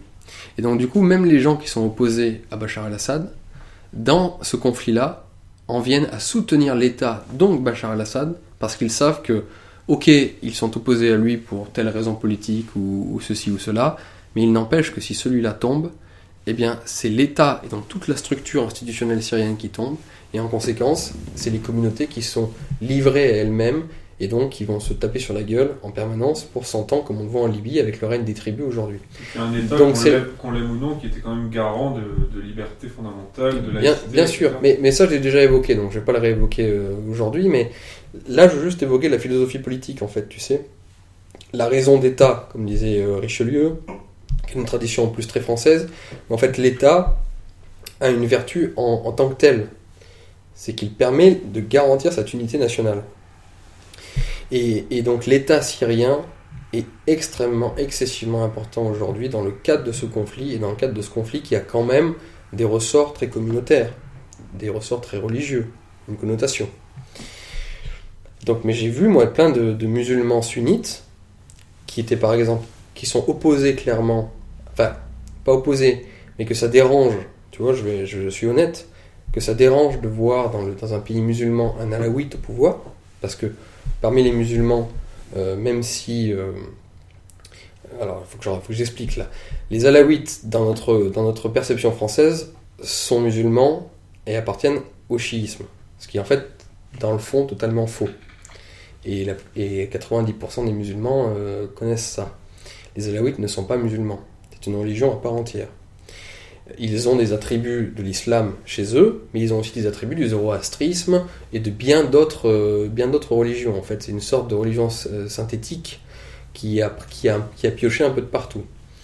Et en fait, on les considère comme appartenant au chiisme parce que quand il y a eu une alliance avec Hafez al-Assad et l'Iran, du coup, Hafez al-Assad a demandé, je ne sais pas si c'est lui qui a demandé, je ne sais pas comment ça s'est passé, mais en tout cas, dans le cadre d'une union politique aussi forte qui s'est créée entre l'Iran et la Syrie, du coup, les chefs religieux iraniens ont concédé aux alaouites le statut d'appartenance à l'islam, mais pour des raisons en fait purement stratégiques et purement géopolitiques, et ça n'a jamais vraiment pénétré le cœur des vrais musulmans. En fait, ils savent qu'un alaouite n'est pas plus musulman que l'est un chrétien ou un druze ou d'autres types religieux. Donc, ça ennuie certains musulmans que de voir dans le pays du Cham, donc un pays sacré pour l'islam, de voir un alaouite au pouvoir. Clairement, ça les ennuie. C'est pour des raisons d'orgueil presque, tu vois.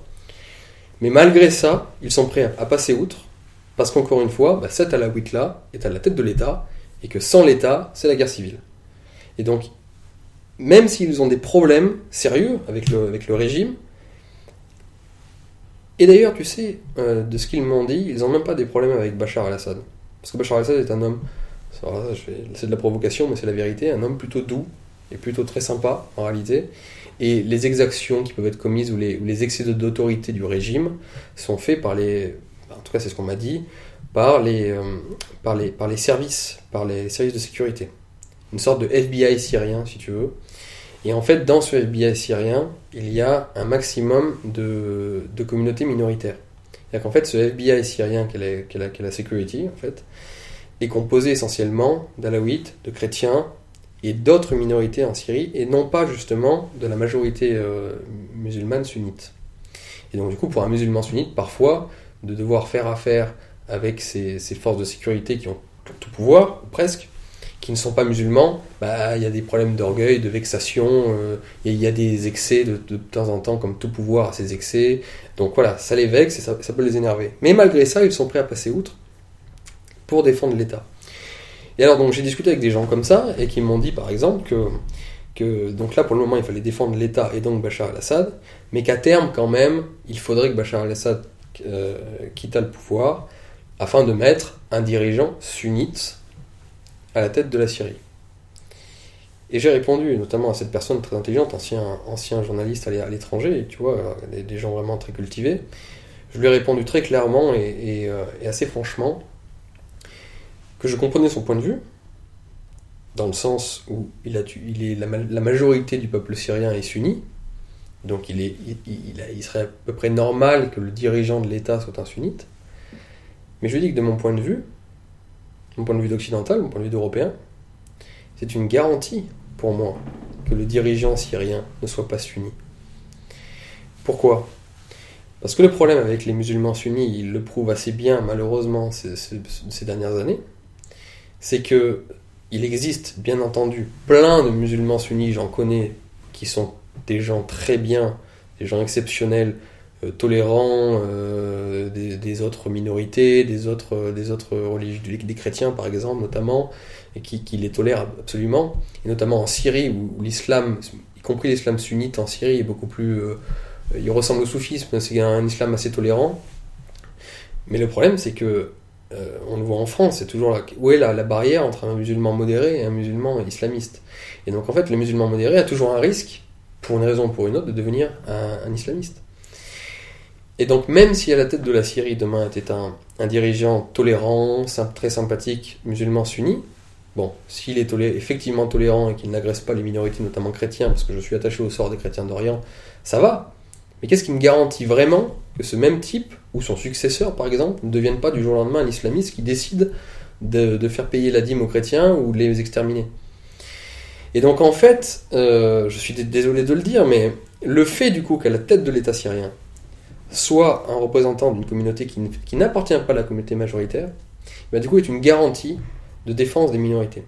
Alors on va me dire, si on a écouté tout ce que j'ai dit précédemment sur Trump, à savoir la défense de la majorité contre les minorités, on va me dire, tu es en totale contradiction avec ce que tu dis, ce que tu défends en Syrie, tu défends l'inverse dans les pays occidentaux. Sauf que non, la grande différence, c'est que les minorités syriennes dont je parle, c'est pas le même cas de figure quand je parle des minorités en Occident. Parce que les minorités syriennes dont je parle sont des minorités qui ont fait la Syrie autant que la majorité sunnie, sinon plus. C'est pas des gens qui viennent de l'extérieur et qui réclament leur dû. C'est des gens qui ont participé de la Syrie et de la Phénicie même, si on peut remonter jusque-là, qui ont participé de cette région autant que les sunnites, voire parfois souvent plus. Donc la défense de ces minorités-là, des chrétiens, des alaouites, des autres communautés, est très importante, parce que la Syrie, c'est eux aussi. Et peut-être même est-ce eux surtout. Donc pour les petits malins qui voudraient me dire, bah attends, alors là tu défends les minorités en Syrie, tandis que tu es agressif contre les minorités en Occident, ce n'est pas du tout la même chose. Les minorités en Syrie ont fondé la Syrie. Donc moi je cherche à défendre les peuples originaux qui ont fondé les nations.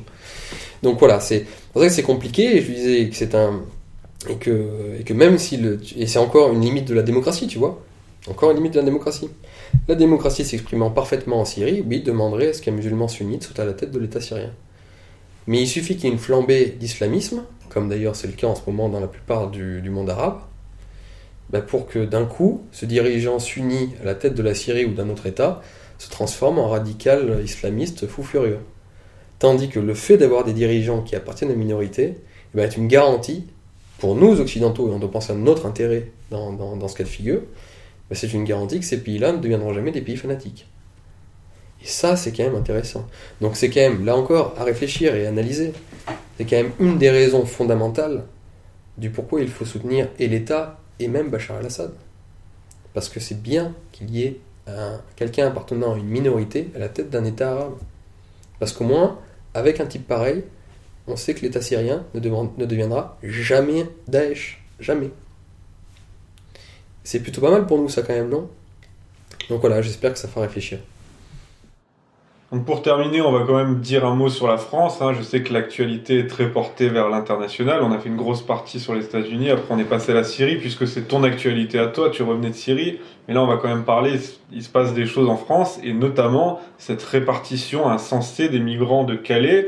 Une répartition qui ne convient ni aux habitants de la ruralité qui n'en veulent pas, ni aux migrants eux-mêmes qui, eux, veulent passer en Angleterre et ne veulent pas du tout s'insérer dans une campagne où il n'y a pas d'emploi, où on leur propose des sous-emplois finalement. Donc, qu'est-ce que tu penses de cette répartition et de la mentalité du projet politique qu'il y a derrière ?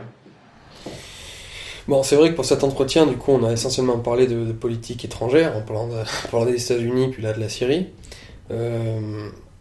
Mais oui, il y a un mot sur les migrants. Donc on parlera plus de la France la prochaine fois, la prochaine sécession. Il y a sûr qu'il y a pas mal de choses à dire sur la France. Mais simplement sur la politique des migrants, je voudrais juste revenir sur quelque chose et qui finalement fait écho à tout ce qu'on vient de dire sur les États-Unis. C'est que on a vu Manuel Valls dire clairement lors d'un discours, je crois, si je ne m'abuse, à Rennes, mais je me trompe peut-être, c'est peut-être pas à Rennes ou à Reims ou quelque chose comme ça, mais enfin il l'a dit, que quiconque s'opposerait à la politique de répartition des migrants trouverait l'État en face de lui. Et donc ça me fait penser clairement à un concept que j'avais développé qui s'appelle celui de l'État zombie. Et ça fait écho à ce qu'on vient de dire, c'est-à-dire qu'à un moment, l'État se retourne complètement contre sa population. Et donc ne porte plus les aspirations et les intérêts de la population qui a créé ce même État. Et là, c'est vraiment normalement ce qui doit amener à une situation révolutionnaire, on le voit un petit peu avec les policiers. Mais pour faire la révolution, encore une fois, il faut des conditions, et celles-ci ne sont pas vraiment rassemblées en France. En tout cas, j'espère qu'elles vont finir par se rassembler, mais pour le moment, il y a encore des réticences. Mais là, nous assistons à quelque chose d'absolument incroyable et diablement injuste avec cette répartition des migrants, et nous avons l'État qui nous l'impose. Donc il nous impose d'abord d'accepter ces migrants parce qu'il ne fait pas son travail, qui est de les expulser, puisque ce sont des clandestins, donc il ne respecte même lui ne respecte pas la loi qu'il a lui-même édictée, et non seulement il ne respecte pas la loi, mais il ne respecte pas l'intérêt du peuple français. Il marche sur ses propres volontés et donc décide de les dispatcher partout en campagne et en province, alors que personne, ou presque, par quelques gauchistes complètement tarés qui dansent, qui se déguisent en clown et qui se mettent à danser devant eux, comme on a vu des images, des fous furieux, des suicidés, des malades mentaux. Ça finit en bagarre d'ailleurs, il me semble. Oui, enfin, voilà, mais c'est bien fait pour eux. Ils imposent donc ces migrants aux campagnes. Alors, dans cette répartition de migrants, alors, je vais juste soulever d'abord, avant de parler de l'État zombie, je vais parler d'une contradiction qu'ont les mouvements, donc ça c'est ma petite taquinerie, une contradiction qu'ont les mouvements identitaires, assimilationnistes, qui s'opposent en même temps à la répartition des immigrés. Si vous êtes assimilationniste, vous devez forcément être pour la répartition des immigrés. Oui, parce que là on les dilue. Puisque normalement, d'un point de vue logique, vous savez que si vous mettez tous les migrants, les immigrés, dans un endroit, ils vont forcément vivre. Oui. Il va y avoir une ghettoisation, exactement, et ils vont vivre selon leurs traditions, leurs coutumes, ils ne vont pas s'assimiler à la population française. Pour assimiler quelqu'un, il faut le diluer dans un pays, dans une population. Donc on ne peut pas être à la fois pour l'assimilation, et être contre la répartition des immigrés. Alors des migrants, ils vont me dire, oui, mais parce que les immigrants, c'est des clandestins, mais y compris même des immigrés. Ceux qui sont... si vous êtes vraiment assimilationniste, vous devez vouloir que toutes les banlieues qu'on explose toutes les banlieues à la dynamite, et que toutes les personnes d'origine immigrée, eh ben, on les mette dans des maisons un peu partout dans les campagnes. Et les mêmes qui sont assimilationnistes sont contre la répartition. C'est un petit détail qui est taquin à soulever, mais que j'aime bien soulever quand même. Mais sur la question de l'État, moi, c'est ça qui m'effraie absolument et qui prouve à quel point nous sommes dans un état dans un moment délétère de l'histoire, c'est que nous avons en fait un état zombie. Alors pourquoi je fais cette comparaison ? C'est qu'en fait, qu'est-ce qu'un zombie, tu sais ? Un zombie, c'est quelque chose qui était autrefois vivant, vivace, qui avait de la vie en lui, et qui, une fois mort, finit par dévorer les gens avec qui il vivait. Souvent on voit dans les films de zombies, le zombie attaque, parce qu'il devient zombie dans la maison, il va attaquer sa mère, son frère, sa fille, ses enfants, tout ça. C'est quelque chose qui est lent, qui est lourd, qui est déjà mort donc, et qui n'a pas de projection d'avenir, qui ne sait pas où il va en fait. Il veut juste faire du mal et dévorer les gens autour de lui. L'État aujourd'hui c'est ça. On n'a plus affaire à un État, on a affaire à un État zombie. C'est quelque chose qui était autrefois très vivant, et qui faisait ce pourquoi il est fait, c'est-à-dire défendre la population, maintenant qui est mort, qui cherche à bouffer sa propre population, à la bouffer, qui est lent, qui est lourd, l'état bureaucratique classique français, et qui n'a plus aucune projection d'avenir, qui ne sait même pas lui-même où est-ce qu'il nous entraîne véritablement. Et donc en fait, on devrait accoler ce terme de zombie à chaque fois qu'on parle de l'État français aujourd'hui. C'est plus un État au sens noble du terme, c'est un État zombie dont l'unique objet et de chercher à nous bouffer, et à bouffer sa population. Et nous bouffer, t'imagines toutes les métaphores, nous bouffer fiscalement, financièrement, nous emmerder la vie avec tous les règlements, les codes qu'on nous impose, et maintenant un drame des drames, carrément nous imposer une autre population. Et nous obliger à l'accepter, sinon il est contre nous. Il va utiliser sa force et sa puissance, son bras séculier, pour nous emmerder. Donc nous avons affaire à un état zombie. Et donc, pour terminer sur ce concept-là, qu'est-ce qu'on fait en face d'un zombie ? Les films nous le montrent bien. Soit on s'en tient le plus éloigné possible, soit on le tire dans la tête. L'avenir des populations européennes, ça va être ça. C'est soit on n'est pas assez fort pour lui tirer dans la tête, donc du coup on s'en éloigne et on crée notre communauté comme dans la série, là, tu sais, The Walking Dead, et qu'on crée son propre jardin, qu'on se communautarise, soit on va lui faire la guerre pour lui tirer clairement dans la tête. Voilà. Donc là, les migrants, ils vont évidemment se rediriger vers Calais, vouloir passer en Angleterre. Qu'est-ce qu'il faut en faire de ces migrants ? Bon, les expulser évidemment, mais est-ce qu'il ne faudrait pas tout simplement les laisser passer ? On est devenus les douaniers des Anglais à cause des accords du Touquet. C'est une situation assez grotesque. Ouais, mais même à la limite, je suis même pas dans ce débat parce que, tu vois, pour le coup, c'est mon tropisme européen. J'ai même pas envie qu'il passe en Angleterre, moi, tu vois. Je m'en fous de dire. Ouais, mais là, je c'est trouve un que modèle communautariste. Oui, je sais, c'est mieux, mais c'est bien sûr que c'est mieux, mais même j'ai vu le débat des Républicains où c'est maintenant les migrants, il faut les envoyer en Angleterre. Mais non, tu défends ta civilisation, qui est française certes, mais qui est aussi européenne.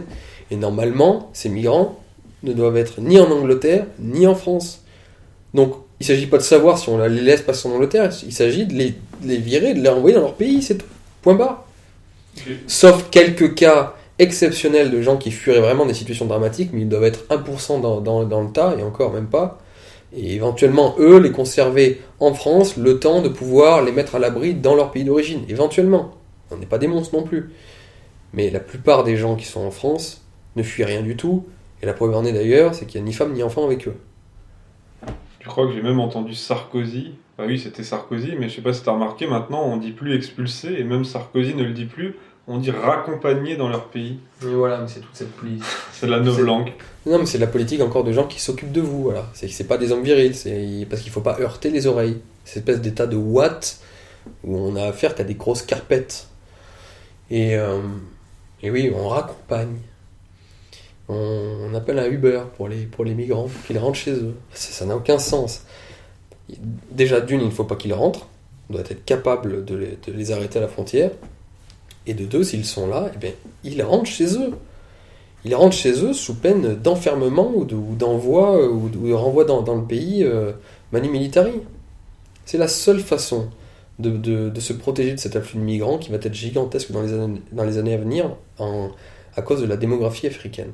Si on n'est pas sévère maintenant, si on n'envoie pas un message très clair à l'Afrique l'Europe n'accueillera pas les migrants, les vagues que nous avons aujourd'hui qui nous semblent déjà énormes ne sont rien face aux vagues immenses qui arrivent derrière. Il va falloir être dur pour être capable de nous préserver. Et puisqu'on cite toujours Napoléon, parce que c'est le bréviaire des patriotes, c'est ce que disait Napoléon, il faut sévir durement pour éviter de sévir souvent. Et bien pour les migrants, c'est un peu ça. Il faudrait faire des exemples.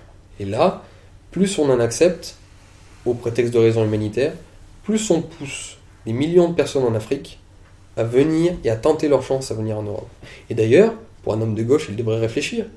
Car ce faisant, en créant le rêve dans l'idée d'Africains, par exemple, qu'il est possible pour eux de rejoindre l'Europe et un Eldorado, eh bien, d'une, il crée des situations qui peuvent être dramatiques, parce qu'on le voit dans la traversée de la Méditerranée, où il y a beaucoup de morts, par exemple, ce genre de choses. Donc il crée, à cause du rêve qu'ils produisent, il crée des conditions détestables, des morts, des situations dramatiques d'un point de vue humanitaire. Et en plus, de manière plus profonde, ils font en sorte que le rêve d'un jeune Africain aujourd'hui de 20 ans, n'est pas de se poser pour se dire comment je vais développer mon pays, comment je vais faire de la politique dans mon pays, comment je vais le développer économiquement, comment je vais essayer de l'aider, mais simplement comment je vais pouvoir me barrer au mieux pour aller toucher de l'argent en Europe, essayer de baiser des blanches et regarder la télé. Donc la gauche, à travers, de toute façon l'enfer est toujours pavé de bonnes intentions. La gauche, et la droite bien sûr, disons que quand je dis la gauche, c'est tous ceux qui nous dirigent, animés de bonnes intentions, on va accueillir des migrants pour donner pour être une terre d'hospitalité et toutes ces bêtises-là. Et bien, ce faisant, il crée non seulement des situations dramatiques d'un point de vue humanitaire, et en plus, il condamne l'Afrique parce qu'ils injectent dans les rêves des jeunes Africains le rêve de l'Eldorado européen qui remplace le rêve qui devrait être le leur, à savoir rester sur place pour développer leur propre pays. Voilà. Merci à toi, Julien. Merci. On va en rester là pour cet entretien. On en a fait beaucoup. Encore une fois, hein, je précise, Oui. c'est un entretien en n'ayant pas dormi de la nuit. Mais c'était Et très bien, Et en rassure-toi. plus en picolant un petit peu. Et ça donne un peu de piment, c'est bien. Donc, on a fait une grosse partie sur les élections américaines. Évidemment, c'est l'actualité du moment. Pour ce qui est de la France, eh bien, on reviendra sur la France le mois prochain. Ouais, Puisque là, on a vraiment parlé de la grosse actualité. Et si vous voulez avoir un aperçu de la deuxième grosse actualité, c'était les manifestations des policiers. Là, on va en parler tout de suite après pour les adhérents, dans l'aparté, dans la question bonus. Donc, rendez-vous sur le site pour les adhérents et ceux qui ne le sont pas encore, s'ils souhaitent adhérer et soutenir le site, pour la question bonus consacrée aux manifestations des policiers, avec cette question, avec les corps constitués avec nous, un jour peut-être le coup de force est-il possible? Merci à toi Julien, merci à tous et on se dit au mois prochain pour un nouvel épisode de Sécession. À bientôt.